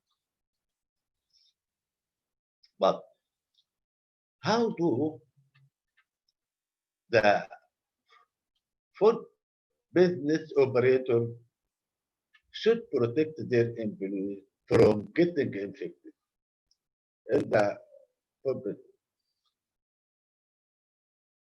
The food business operator should train the employee on how to properly use personal protective equipment. Remind them always how important it is to follow instructions of protecting personal hygiene and social distancing during a break at work. not be close to each other. So they should advise them to use the dedicated hygienic clothes and shoes. And more important, they ask them to stay at home, away from work, whenever feeling ill. The food business should limit their external contact to the absolute necessity. For example, with supplier or trucks, while keeping distance from the driver. But what is the risk of COVID-19 infection from food products? As I said earlier in this presentation, that no evidence that food poses any risk to public health in relation to COVID-19, except that report about frozen and refrigerated food or cold meat or some salmon, fish or some salmon. But can you ask for guarantees from the food supplier with regard to COVID-19? Can you ask the supplier to give you a certificate that this food free from virus? No. A virus-free certification cannot be justified, as there is no evidence that food poses a risk to public health in relation to COVID-19. So, any request for such guarantees is thus disproportionate and, as a consequence, not acceptable. But what is the risk of getting COVID-19 from food packaging? This is very important. Food packaging, not food itself. The food itself, except the cold food or the frozen food, but the packaging may be transmit the virus. So COVID-19 can persist for up to 24 hours on the cardboard, the paper, and up to several days on hard surface such as steel and plastics. But there is no evidence that contaminated packaging transmits the infection too. Because food packaging has some characteristics. Should packaging material should be antimicrobial, has antimicrobial function, should be has a mechanical properties, should be has optical properties, should be has thermal properties, should be eco-friendly for the environment, should be has various properties, including gas barriers, aroma barriers, and vapor barriers. This is the characteristic of food packaging. Not any package, any material can be used in food packaging, but the material used in food packaging should include these characteristics. So, what I need to know when shopping for food, when I go to the market, what I need to know, what is the steps I have to do? First, you should buy the cold or frozen food at the end of your shopping trip. By the end of your shopping trip, you can buy the frozen or cold food, not buy it first. Second, you have to check the best before date on your food, the expired date. Very, very important. Check the fruits and the vegetables to avoid buying items that are pierced or damaged, because damage make it rotten quickly. But can I do something myself at home to minimize any potential risk from food containing the virus? Yes, we have to do several things. First, washing thoroughly your hands. Apply strictly the hygiene rules in your kitchen. Systematically wash fruits and vegetables with clean water, clean drinkable water. because the virus will not survive it during cooking. So don't worry, no afraid about the virus in food, because it will die during cooking. But very important to avoid the contamination of kitchenware, knives, spoons, and everything. Respect the cooking instructions. The cooking instruction which is found in the package, you have to respect it during the time and temperature for food intended to be eaten cooked. Wash your hand with warm water and soap before start preparing or cooking food. Fridge and kitchen surface should be cleaned routinely. Every day, every time, several times by day, you have to clean the kitchen and the refrigerator. The precaution against COVID-19 should not make you forget the classic rules to avoid food poisoning. This is very important too.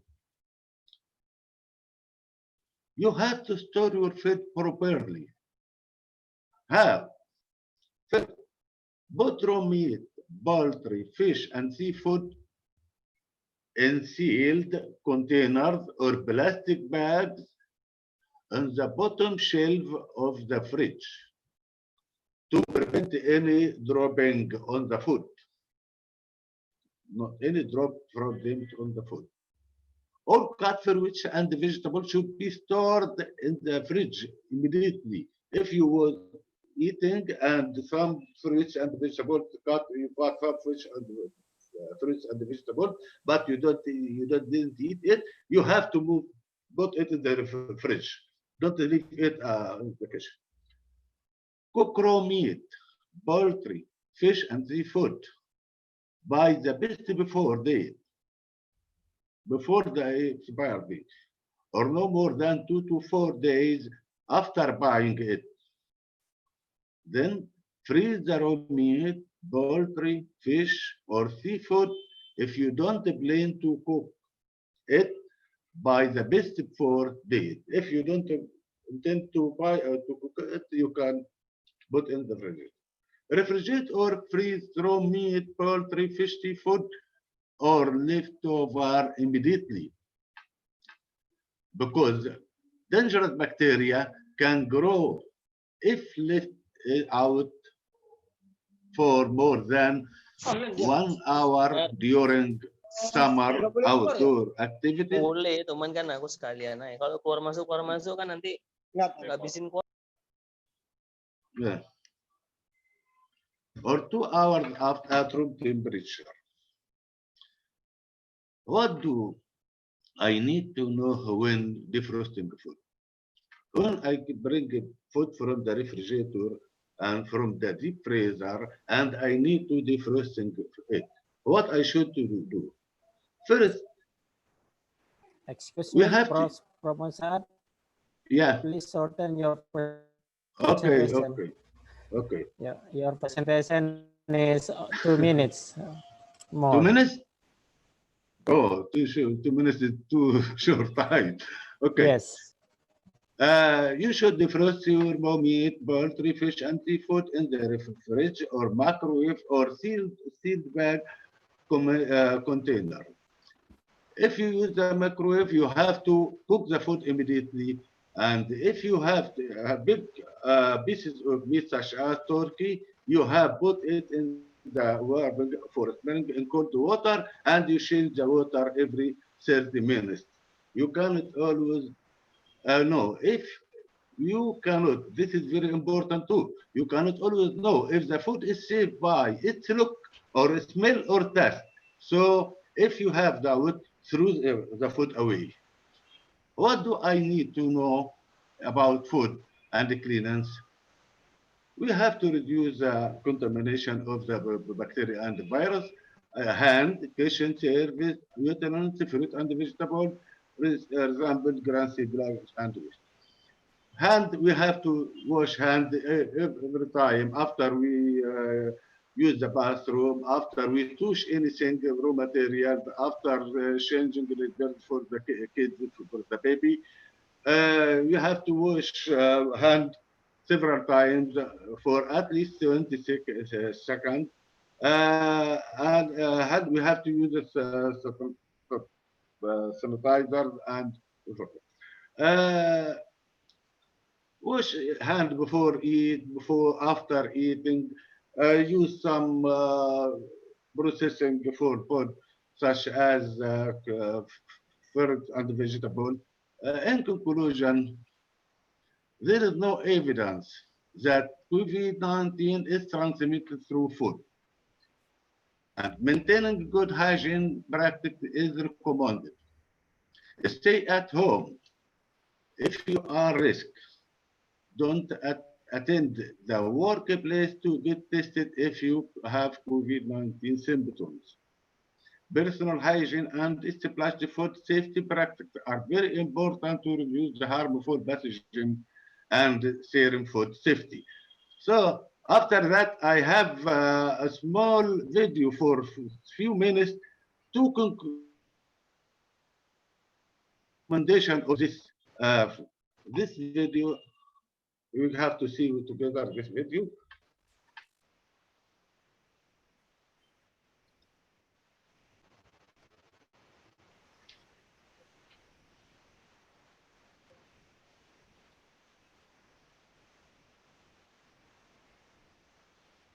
Begins internet problem. Hello, Prof. Mosad.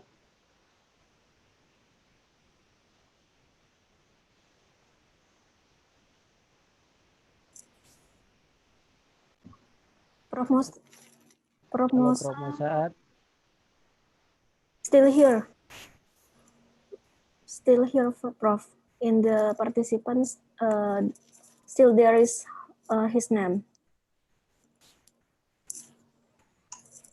Maybe some problem with Prof. Mozart. Okay. Okay, then. Problem again, Prof. Yeah, okay. Maybe someone who already raised a question, maybe later I will ask Professor Mosab if the connection is already good. Okay, then we move to the third speaker, Professor Dr. Purwiyatno Haryadi.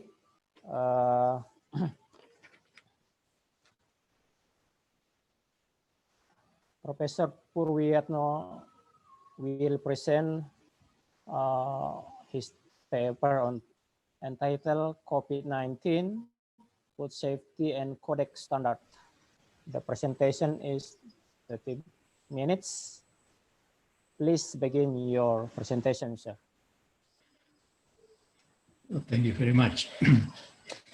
First, I would like to have a permission to share my slide.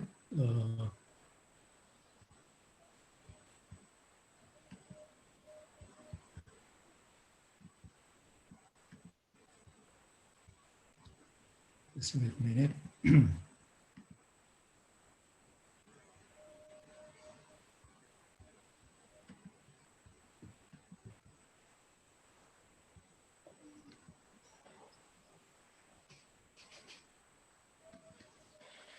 Okay. Is my slides there already? Yes, sir. Okay, thank you very much. Bismillahirrahmanirrahim. Assalamualaikum warahmatullahi wabarakatuh. First of all, I would like to thank to the Dean of Faculty of Agriculture, Universitas Riau, Dr. Safrinal, and also thanks especially to Professor Usman Pato for the invitation, for having me here. And also thanks for my fellow speakers, Professor Mosad, who currently still have a problem with his internet, and also Professor Irwandi Jaswir for enlightening us with issues related to. So again, thank you very much. Good afternoon, good morning, and good day, depending on where you are. And my title of this presentation is COVID-19 Food Safety and Codex Standard. This is my outline of my presentation. First, I would like to briefly mention about COVID-19. Not much because Professor Musat already mentioned about that. And then I will go on the discussing about the possible impact of COVID-19 on food supply and also especially on food safety and how to manage food safety, especially in the era of new normal and during the pandemic as well. And then finally, I will talk about the role of Codex standard and some conclusion. So I think we already here discuss about this, but basically this is very important for us to understand the science behind the COVID-19 illness, because otherwise it will be difficult to develop the food safety measures. So we need to understand that the first main mode of transmission, as we know now, is through person to person, close contact or association between healthy person and with infected person. Infected person may or may not have a symptom. This is very delicate in this case. Via touching, for example, and especially via droplet or of saliva or discharge from nose. And the second infection can also occur with lower rates when a person touches a surface that is contaminated with virus, and then touch the eyes, nose, and mouth, then the person will get infected as well. So this is the basic one. And we know that the main policy of the government around the world is to reduce the transmission of the disease by developing or establishing a protective measure to flatten the curve, to slow the spread of the viruses and to prevent hospital from becoming overwhelmed. This is commonly done by way of minimizing movement of the people and encouraging people to stay at home, for example, to work from home and study from home. So now lockdown is very much a common policy, very much a widespread policy. And with this policy, clearly, there is a need to take into account its wider impact on the and interaction with other sector, especially with agriculture and food sector. This is very important because this sector is producing food essential for our life. So and also one thing is that because we cannot grow, harvest and produce food by working remotely or by working from home. So we need to be there. So this is the problem that we face. And according to FAO, COVID-19 actually we also feel here in Indonesia has impacted almost all aspects of human life and industrial sector globally and nationally, including the food and agriculture sector. The impact can be explained in several scenarios. For example, one, because of the shortage of labor, especially labor in the food sector. This may be due to several reasons. For example, because of the producer or worker in the agriculture and food sector become sick, for example, and probably also because worker mobility are hampered by a lockdown policy or transportation or limitation, for example, or workers that are worried about being exposed to COVID-19 so that they may choose not to work instead of working. Okay? All of this situation may reduce the capacity of food system to produce food, and in turn, this will have impact on the food supply chain. Number two is because of the transport restriction, blocking food delivery, for example. This is need to be anticipated. This may also have impact on the functioning of warehouses, food distribution center, retail sector like supermarket, for example, especially in the affected area of COVID-19. So again, this condition may cause some delays or even cancellation of order, for example, disrupting the food supply chain as well. And then we know also in some cases in Indonesia, for example, farmers are struggling to find market access, for example, and also because of that, then the perishable commodity is becoming rare in the market. So basically, as we know, as we learn about the potential impact on food safety, we can say that COVID-19 has a very big potential to disrupt the food supply chain. And with that, they also potentially may disrupt the food security by creating a disruption on the market access that may result in food waste, for example, because farmer cannot go to the market and then the harvest finally got wasted. Yeah, USDA, for example, has estimated that the food waste is likely to be higher than 40 to 50% because of the coronavirus pandemic. So this is alarming. So in this situation also may create some problem with respect to the food availability.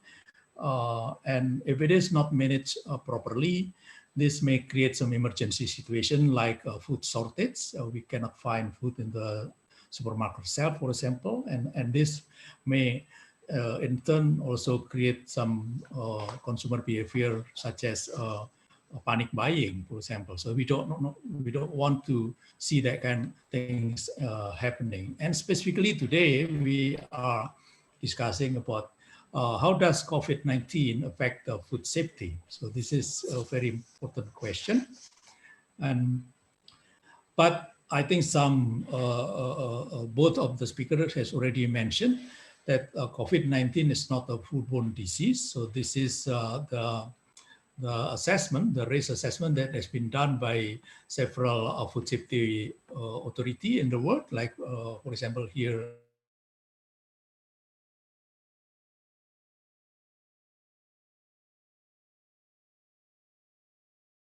associated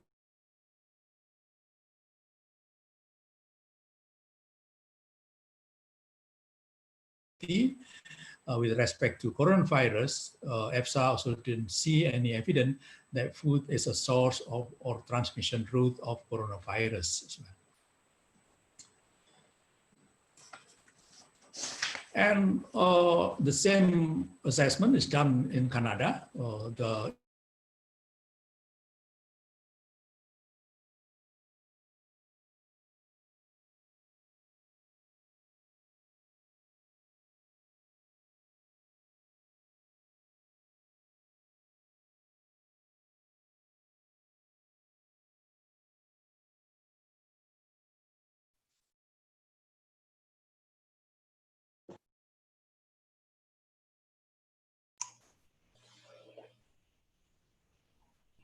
Gimana, Pur?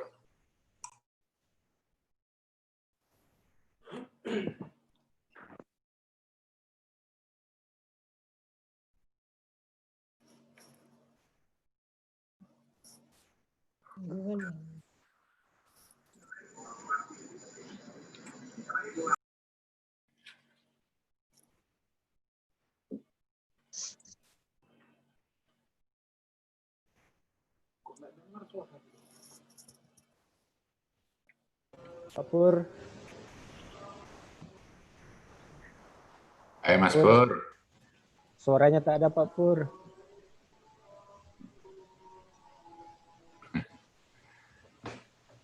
Pak Purnya Pak Usman? Ya. Mungkin di Bogor lagi hujan kali Pak Usman. Oh gitu. No. Ayo Mas Pur, Mas Pur. Okay.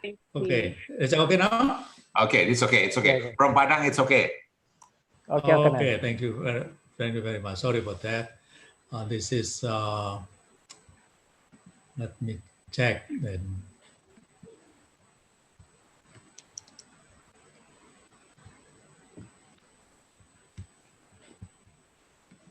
This is technology.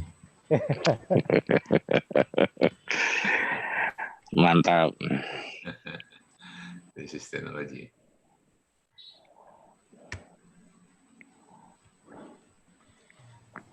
I think I start here. So there is some conclusion, including conclusion from FAO and WHO mentioning that it is highly unlikely. So meaning that the risk is very, very low that people can contract COVID-19 from food or food packaging. So the conclusion very much from this analysis is that COVID-19 is not a foodborne disease. However, we realize that COVID-19 is a major threat to the public of the public health, including the health of consumer and also food worker. So, however, from the food safety perspective, I think the fact that COVID-19 is not a foodborne disease, meaning that coronavirus itself is not a food safety hazard. So this is very important because some people are concerned about that. And coronavirus currently does not directly affect the food safety. So this is also a very important evidence that need to be considered when we are developing a food safety measure. But there is a big but. But food safety can be significantly compromised due to several things. For example, here, because of the worker shortage, okay? So the situation at which food worker, for example, may get sick or get infected, this may cause some shortage of labor. And if the worker they are sick is responsible for food safety problem, food safety program in the food industry, for example, then we probably will have some kind of a problem also in managing the food safety in that factory. And then number two is because of the transport restriction due to the quarantine measure, for example. This could trigger food safety issues, especially for transportation of highly perishable foods, such as, for example, milk, meat, fish, and fish produce, and fresh produce, because this is a very perishable one.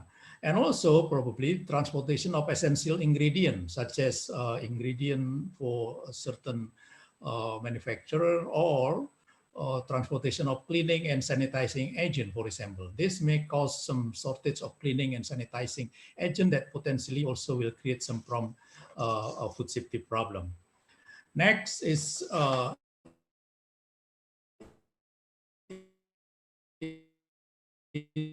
increased demand. What I mean by increased demand is that we know that during the higher demand of some food, especially also some convenient food, and also food that believed to have some health functionality, for example. So this is increasing.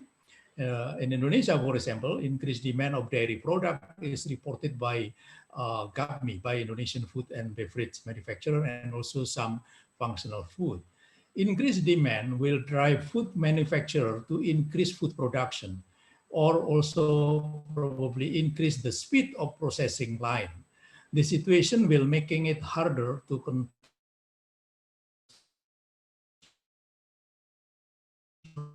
the significant food safety hazard, and even harder to anticipate that condition as well.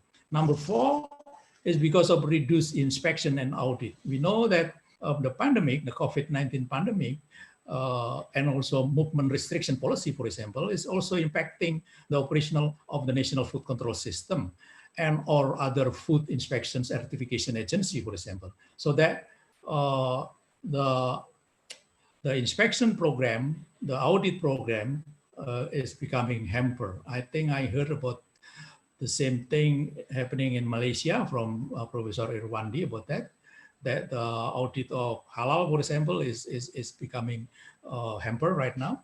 And in some cases, the situation even worsened by the imbalance of supply and demand of certain products, so that this will increase the incidence of food fraud. We witness about this in several parts of the world, including in Indonesia, for example, about the pork meat, for example, that can be mixed with beef, for example. So this is something that food industry need to be aware of and ready for the mitigation. Number five, lastly, is so because of the changing in the buying pattern of the consumer and no way of doing things during that emerged during the work from home period. Among other things, for example, there is an increased home delivery or takeout activity, which can present unprecedented food safety risks and challenges if not properly managed and monitored. So with that kind of situation, then the question is how to manage food safety during COVID-19 pandemic and at the new normal era. That This is important question considering that the rising number of health conscious consumer and also increasing awareness about the healthy and safety food, especially during the pandemic. So we need to have some kind of answer to that. But sir, first thing first, we need to realize again that COVID-19 is a major threat to the public health, and this is also include the threat to the consumer and food worker. Okay, so realizing that, then the focus of the food industry should be on changing the way the food industry works to ensure that the health of the worker is being monitored and being kept nicely. You cannot manage food safety, let alone to produce food, if the worker or staff are ill. So keeping all workers in the food production and supply chain healthy and safe is a must. This is critical to surviving the current pandemic. And with that, I think it is recommended that the food industry to observe and follow the guideline that has been developed, for example, by the National Food Safety Authority, like BPOM, for example, they have this guideline, and also, for example, the one that were issued by FAO WHO. This guidance highlight the necessary additional measures to maintain the integrity of the food supply chain so that the adequate food and safe food supply are available for the consumer. The additional measure needed for us during the pandemic and new era are basically, number one is to strengthen the worker safety protocol. This is very important. This is to ensure that the industry has enhanced procedure to protect food workers from contracting COVID-19 to prevent exposure or transmission of the virus. Additional measure of in this case, focusing on how to keep the virus out of the food environment, of the food premises. This is very important because preventive is always better than curative.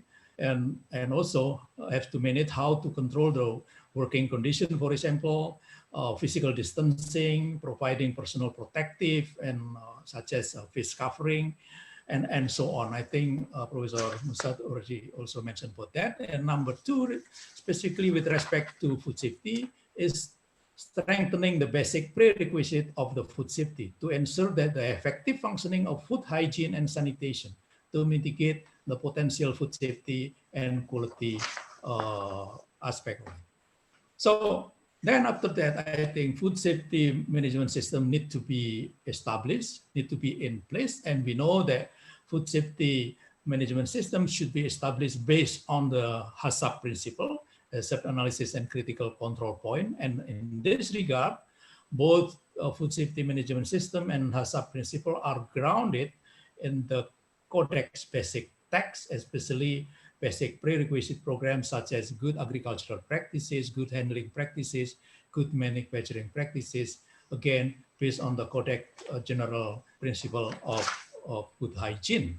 So Codex general principle of food hygiene is very important. This is the foundation, basically, and the implementation is a very important one. This is practical guidance on how to apply and implement best practices to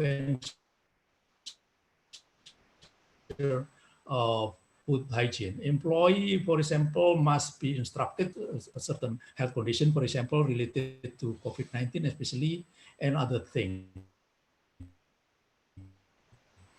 For example, practices of cleaning, sanitation, disinfection, of hand washing, and everything need to be observed carefully, and especially at the new normal era, the threat of COVID-19 called for need of applying more stringent hygiene measure in the food supply chain. This is not only important for food safety, but also important for worker safety as well. I just want to update you that currently the general principle of food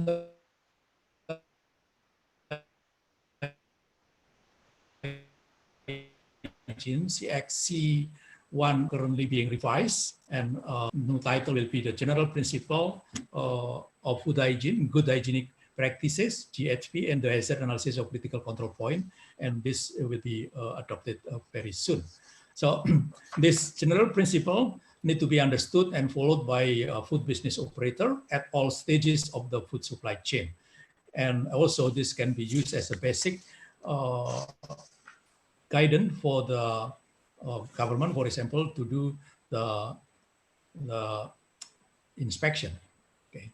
Another code of hygienic practices that we have also is, for example, here we have code of hygienic practices for meat. So this is specifically how to handle meat properly. So you can refer to CXC 582005 and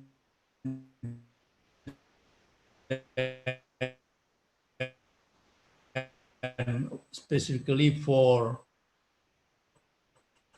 a virus, Codex also have guide to control the viruses that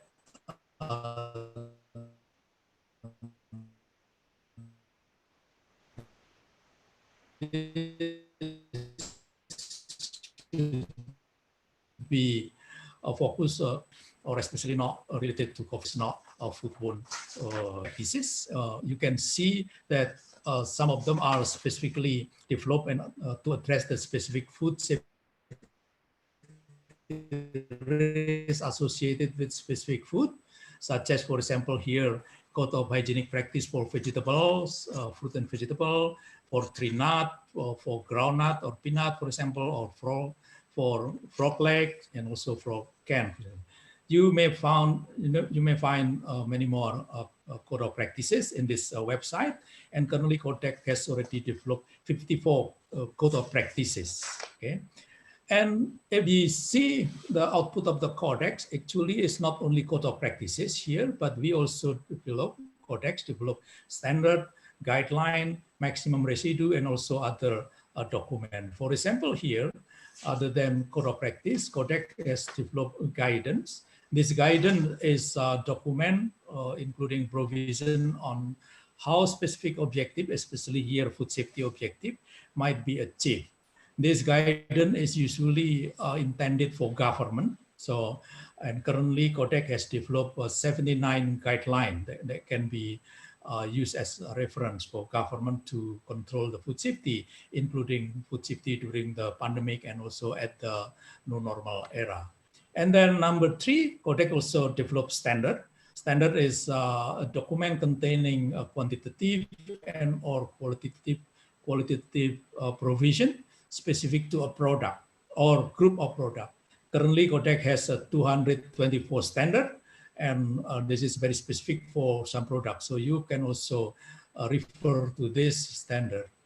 Other than that, Codex also developed maximum residue limit, for example, both for pesticide residue and also veterinary drug residue. There are so many of them, and you can get this information in detail in this website. I just want to say that all of those standard or Codex tag, whether it is a code of practices, guidelines, standard, maximum residue level, or other thing, all are science-based. All are risk analysis are developed using risk analysis principle, meaning that because we know that COVID-19 is basically not full-blown disease, that the virus of COVID-19 is not a food safety hazard, meaning that there is no change in science of food safety, and also there is no change in risk, so that all of this standard remain applicable as of now. Okay, so with that, I would like to conclude with highlighting some of the important thing in my opinion. Number 1 is that COVID-19 is not foodborne standard and not foodborne disease, meaning that this is not associated with standard. That's why, for example, Professor Irwandi also mentioned that there is no change in standard in Malaysia and everywhere, because the science is not changed and also the risk is not changed in this case. However, we know that COVID-19 is a major threat to public health, including health of the consumer and food worker, so that we need to take care of this very carefully. And in taking care of this, food business need to take additional measures with respect, especially to protect the workforce and also to protect the food safety. So this is a very very important. And with respect to food safety, this is guidance from Codex, for example, is very important. All of the available Codex texts, especially general principle of food hygiene, for example, remain applicable and should be applied consistently so far. And especially now during the COVID-19 pandemic and we are entering the new normal era, food handlers should continue to follow good hygiene practice. This is very important. And again, Codex basic text, including standard code of practice, guidance, and also other standard should be able to promote understanding of how rules and regulation on food hygiene are developed and applied, and should be used as a reference to develop a food safety management system in food industry during the pandemic and also at the normal era. With that, I would like to thanks for your attention and also for the opportunity to discuss in more detail in the next session. Thank you very much, Prof. Usman, and back to you. Thank you. Assalamualaikum warahmatullahi wabarakatuh. Waalaikumsalam warahmatullahi wabarakatuh. Thank you so much, Prof. Pur, for nice presentation. And now we are going to move to Q&A session. I want to know whether Professor Mossad is already connected. Yes. Okay. Now for this session, I will read the questions from the participants for the two speakers, and I mentioned the question to address to Prof. Mossad or to Prof. Pur. Okay, the first questions to Professor Pur. Is there any effect of pH on the survival and growth of COVID-19?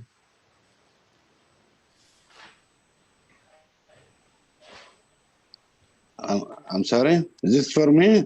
For Prof. Purwiatno. Okay, I'll mention your name if the question for you. Yeah. This is for okay. Prof. Pur. Okay, thank you very much.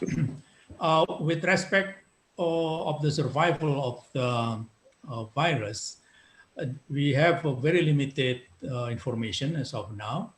What we know is information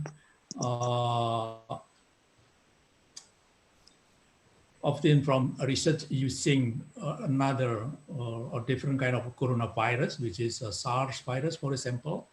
And with respect to the survival, is usually associated with the surface. So, and this is a surface of inanimate object like steel, metal, for example, and cardboard, also wood, for example, something like that. But we currently don't have any information on how the virus survive on food surface, for example, on the skin of apple, for example, on the skin of banana, for example. We don't have that currently, that kind of information available. What we do have in general is that this virus is relatively fragile, actually, because the structure of the virus is very much envelope of membrane that can be easily destroyed by detergent. I think Professor Mossad mentioned about that. Using detergent is very, very important, and also some of the general sanitizer that usually used in the food industry is also can be used, but again, the more data or information that we know is the effectiveness of the detergent. On pH, we don't currently know, but specifically, but again, if we would like to inactivate the virus, I think the use of a sanitizer, general one, and also detergent is the one that is more recommended. I think that's from my side that I can say. Thank you very much. Thank you, Prof. Pur. And the next question is addressed to Professor Mossad. Are you ready, Prof. Mossad? Yes. are there major differences in food safety between before the pandemic, during the pandemic, and in this new normal era? Regarding the food safety is very important every time, even with COVID-19 or without COVID-19. Food safety is very, very important for people, okay? But we have to take some caution, some precautions during COVID-19 to ensure that food is safe and not contaminated with anything. The problem here is food can affect our immune system if it is infected with other things other than COVID-19. So our immune system will be affected if we eat contaminated food, even not COVID-19. Okay, so if I expose or meet somebody carrier the COVID-19, maybe I can infect easily if I have to take contaminated food. So no special measure, but between before COVID-19 and after COVID-19, so food safety should be ensured all time. And during the COVID-19, we have to take some caution more than before. Okay. Okay, thank you, Prof. Mosad. Okay, the next questions addressed to Professor Purwiratno. What is the role of Codex to ensure the quality of food safety, either exported or imported foods? And the second one, how to control producers or sellers of food always care to produce food which is based on safety issue in the current pandemic. Okay. Thank you. So first, I would like to answer about the role of Codex. So the role of Codex is an institution, international organization under the FAO and WHO, and the Codex mandate is very clear. Codex mandate is to develop the standard. When we mention standard, meaning standard itself, and also including guidance and also code of practices, and also, for example, maximum residue level, for example. So with the objective of two things. Number one is to protect the health of consumer, and number two is to facilitate international trade. So that's the mandate of Codex. What they are doing, Codex, is developing standard. So what is the role of Codex? The role of Codex is to ensure that the standard being developed is relevant, is being applied by a member country in this case. So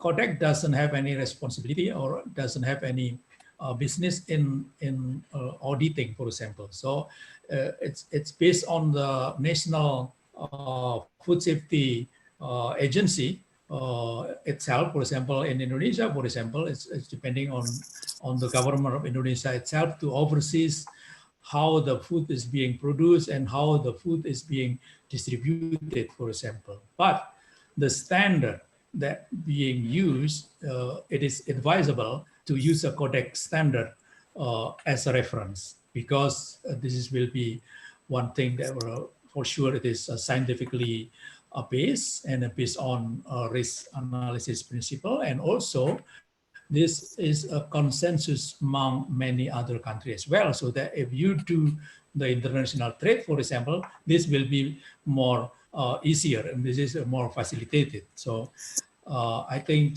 that's overall the role of the Codex standard.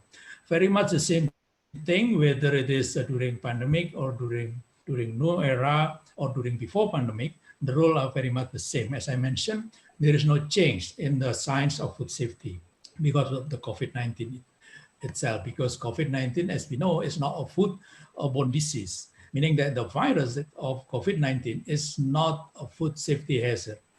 So the standard is still there, it's still applicable, the code of practice is still there and still applicable and should be used as a reference, the main reference, whether it is during the pre-pandemic era, during the pandemic, or also during the new normal era as well. Thank you very much. Thank you, Back Prof. to you. Pur. Thank you very much for your answer. The next question addressed to Professor Mosaad. How long the SARS-CoV-2 is able to survive on food products and food packaging during transmission?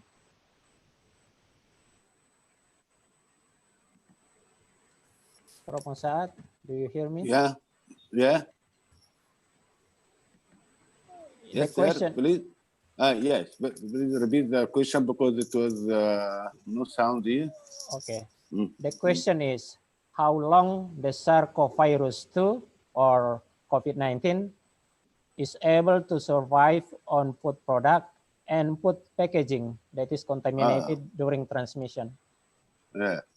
It is stable, can be survived on cupboard up to 24 hours, okay?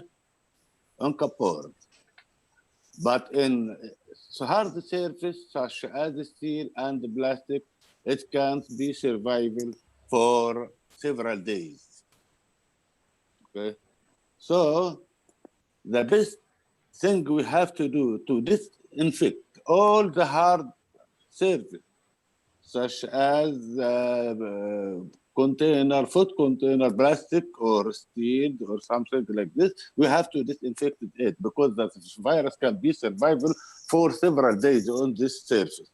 But in cupboard, we have to discard them soon after we have disinfected them too. Infect them and discard them soon because it's only 24 hours it can be survived on this surface.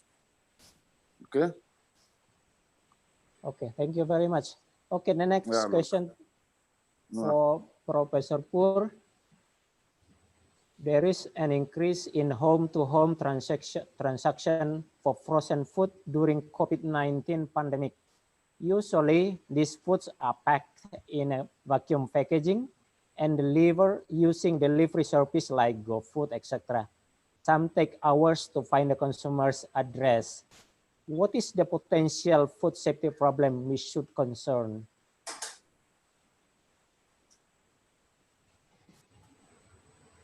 Yes. Yeah, this is things that need to be anticipated, specifically because, as I mentioned before, we witnessed some consumer behavior pattern changes, during the pandemic, increase in food takeout, for example, and also delivery, things like that. Not only for frozen food, but also any other food as well. So this is an opportunity for innovation, actually, how to assure, for example, that first, if we are talking about the frozen food, how to make sure that the temperature of the food is remain intact, it's not broken during the transportation from, especially if it takes a long time. If it is not, then very much the cold chain is preserved and the safety of the food can be maintained. But if for example, as you mentioned, take a longer time, especially during the hot day, then some of the at least the quality of the food will be jeopardized, and also if the transportation time take longer, they will potentially also affect the food safety aspect of it as well. So again, especially for perishable food, like for example, frozen meat, for example, or frozen sauces, for example. So we need to provide some guideline, but if it is not only, for example, within 1 hour or 2 hours, it's probably still okay in terms of the safety and quality. But more than that, I think we need to be more careful to assure that the safety of the frozen food, for example, is remain okay. So I don't have some generic answer on all of the food, but for chilled food and frozen food, I think the important thing is to maintain the temperature. So if we can develop packaging material that can maintain the temperature, it will be a good idea, a good innovation for us to do during the pandemic and also entering the new normal era. Back to you, Professor Rosman. Thank you, Prof. Next questions to Professor Mosaat. How to treat the imported foods from countries with high prevalence of COVID-19?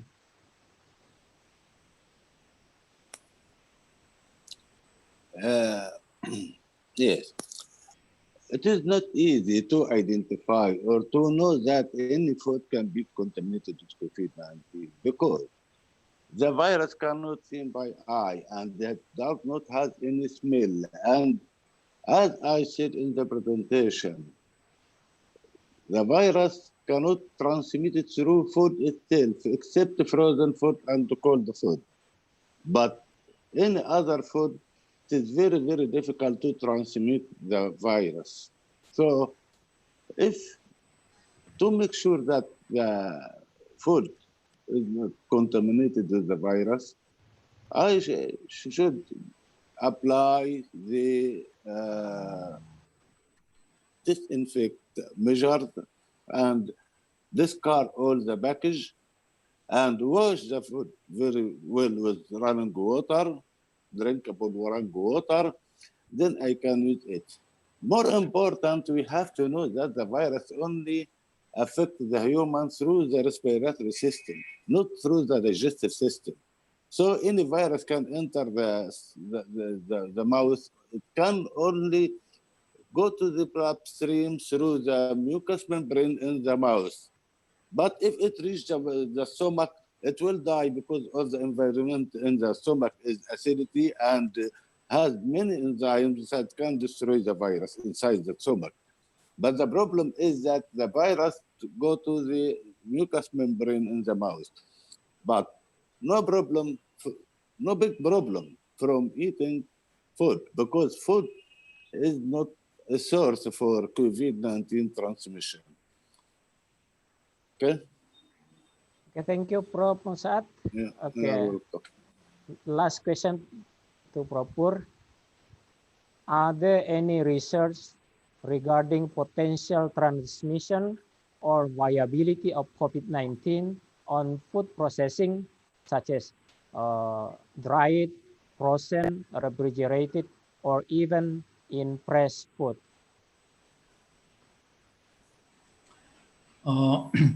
I think I have to come back with the general conclusion that were obtained from the risk analysis or risk assessment study that has been conducted, that saying that COVID-19 is not a foodborne disease. This is one thing. So meaning that the transmission, this is different. Like for example, with other viruses, we know that some viruses are foodborne.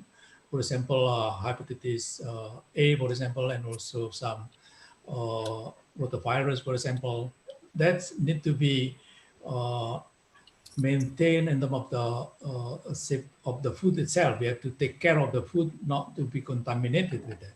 But with respect to COVID-19, because COVID-19 is not a foodborne disease, this is different.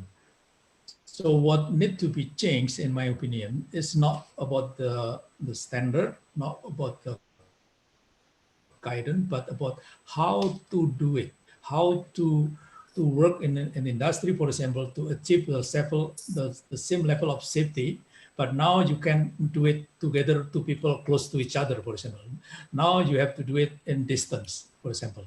So that kind of things need to be adjusted. That one thing, number one. number two, with respect to the processing, yeah, I think any processing, as I mentioned, because COVID-19 is not foodborne disease, it's not really related to the safety associated with COVID-19, except that, you know, good manufacturing practices, personal hygiene again. So if you process any food, whether it is frozen food, dried food, or anything, first thing first, you have to be in a good sanitation condition. Wash your hand before, and then clean all of the surface. Professor Musa'ad mentioned about that, especially hard surface like stainless steel, for example. Clean them up, and then do it carefully, not too close to each other, not shoulder to shoulder, but also in distance. And the rest are very much the same thing.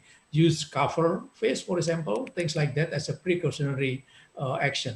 But in terms of the procedure of processing, frying, drying, and everything remain the same, except probably I will say mention about frozen, because this virus is you know, can stay in the frozen state for a very long time. So meaning if food is contaminated with the virus and the virus still there in the frozen state, the virus remain there. Meaning what? Meaning that if we handle the frozen food, we have to be careful about that. Wash your hand, and also wash your hand before. You know. But in terms of the processing, don't worry, because this virus is very fragile, as I mentioned. You can heat it and 75 degrees C and will be inactivated already. So all of those processing aspect, I think, is very, very powerful enough to mitigate the risk associated with COVID-19. But for the people handling the food, you have to be careful, because if you touch the contaminated food, then you touch your nose, then you might contaminate or infected yourself. So be careful with that. Okay. So there is a new development, for example, in Beijing, when they found the virus at the cutting board of salmon, imported salmon in this case. And then people associated, well, may salmon, you know, as a source of contamination. So no, CDC of China also mentioned that it's very unlikely that salmon is a source of contamination, but most likely is that food handler, the one that handling salmon, may have some infection and they may sneeze or something, and then may contaminate the surface. So that actually, in my opinion, is even you know, show that it is very important for anybody handling the food from farm to table to really make sure about the sanitation and hygiene, the healthiness of the food handler, for example. Wash your hand is very important now. Not only this is important for food safety, but also important to protect yourself. So worker safety as well. Protecting protective equipment and so on is also very important in that aspect. I will stop there. Over to you, Professor Osman. Okay, thank you very much for nice answer from Prof. Puriyatno and Prof. Musa'ad. I think there are still many questions that I cannot read at this time because of limitation of time. So I have to say sorry that I have to close this Q&A questions, Q&A sessions. Okay, let's give a big applause to our three speakers. Thank you very much. Thank you very much. Thank you very much. Thank you, Professor Musa'ad.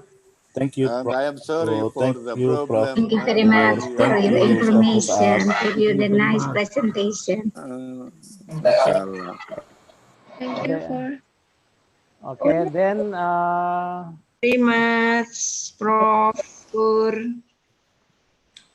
Then we come to the end of the webinar by listening the closing remark from Professor Dr. Yuli Witono, Vice Chairman of Indonesian Association for Food Technologies, or PATPI. Time is yours. Okay. Bismillahirrahmanirrahim. Assalamualaikum warahmatullahi wabarakatuh. Waalaikumsalam warahmatullahi wabarakatuh. On behalf of the President of the Indonesian Association of Food Technologies, Professor Umar Santoso, because he apologized to all of you, unable to join with us. He has important meeting.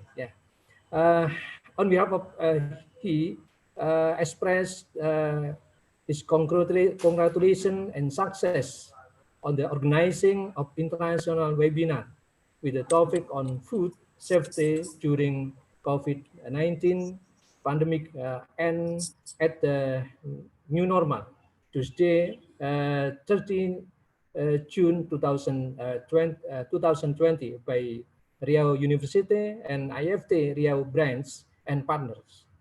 Greeting healthy and thanks to all of speakers, our distinguished guests. The first Professor Mossad from the National Research Center, Cairo. I keep very glad to see you, Professor. And the second one, Professor Dr. Irwandi Jaswir from the International Institute for Halal Research and Training, INHAT, International Islamic University, Malaysia, but he originally come from Indonesia. We meet again, Professor, after IAFT event in Bali last October. And the third one, Professor Dr. Purwiyatno Haryadi, my senior colleagues from IPB University and IAFT Advisor Boards. He is increasingly the best-selling professor, the best-selling speaker. Wherever the webinar, we always meet Professor Purwiyatno. Congratulations, Professor. And the fourth one, Professor Usman Pato, my close colleague, and also to the signer of this webinar, as our moderator today. And the last one, congratulations and also success for Ibu Emma Rivian and IAFT Riau branch, as well as all the participants from various regions, maybe from various countries. Hopefully, the result of the international webinar periods many will provide many benefits for us. In fact, in the pandemic period, it turned out that bringing wisdom was very positive. The scientific meeting became easier and also wider to be realized. And IAFT also continues to implement many scientific programs, encourage all members and branches to remain and be more productive in this pandemic and also in the new normal situation. Finally, by saying Alhamdulillahirabbil alamin, the international webinar of Riau University, IAFT Riau branch and partner was officially closed. That all is my remarks. Thank you very much and see you all next moment with better situation. Wassalamualaikum warahmatullahi wabarakatuh. Waalaikumsalam warahmatullahi wabarakatuh. Thank you very much, Prof. Yuli, for closing remarks. Finally, as a moderator, I apologize for the wrong word and action during this webinar. Sama-sama.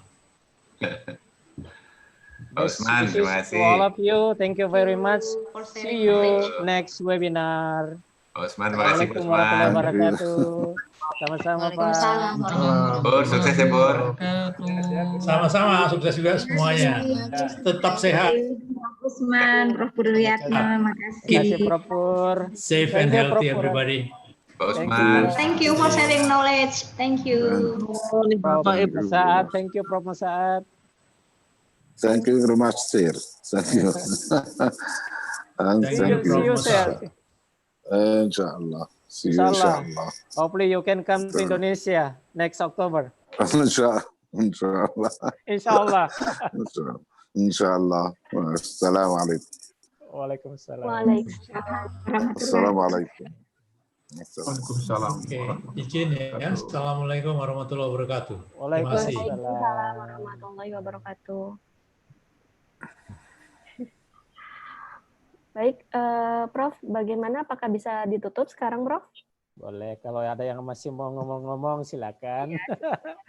Ya, Ini secara resminya ditutup ya, Prof ya, untuk webinarnya. Terima kasih banyak Bapak Ibu atas antusiasmenya, partisipasinya yang sampai akhir acara masih sangat tinggi. Terima kasih juga dan mohon maaf atas segala kesalahan teknis mungkin yang terjadi pada webinar kali ini.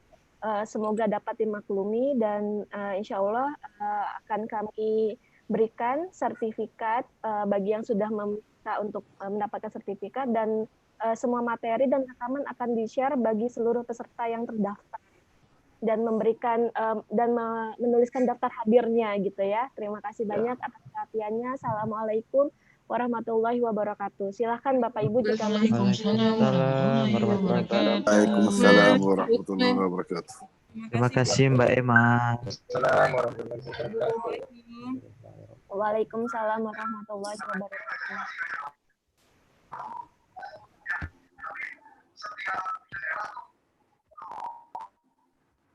Terima kasih.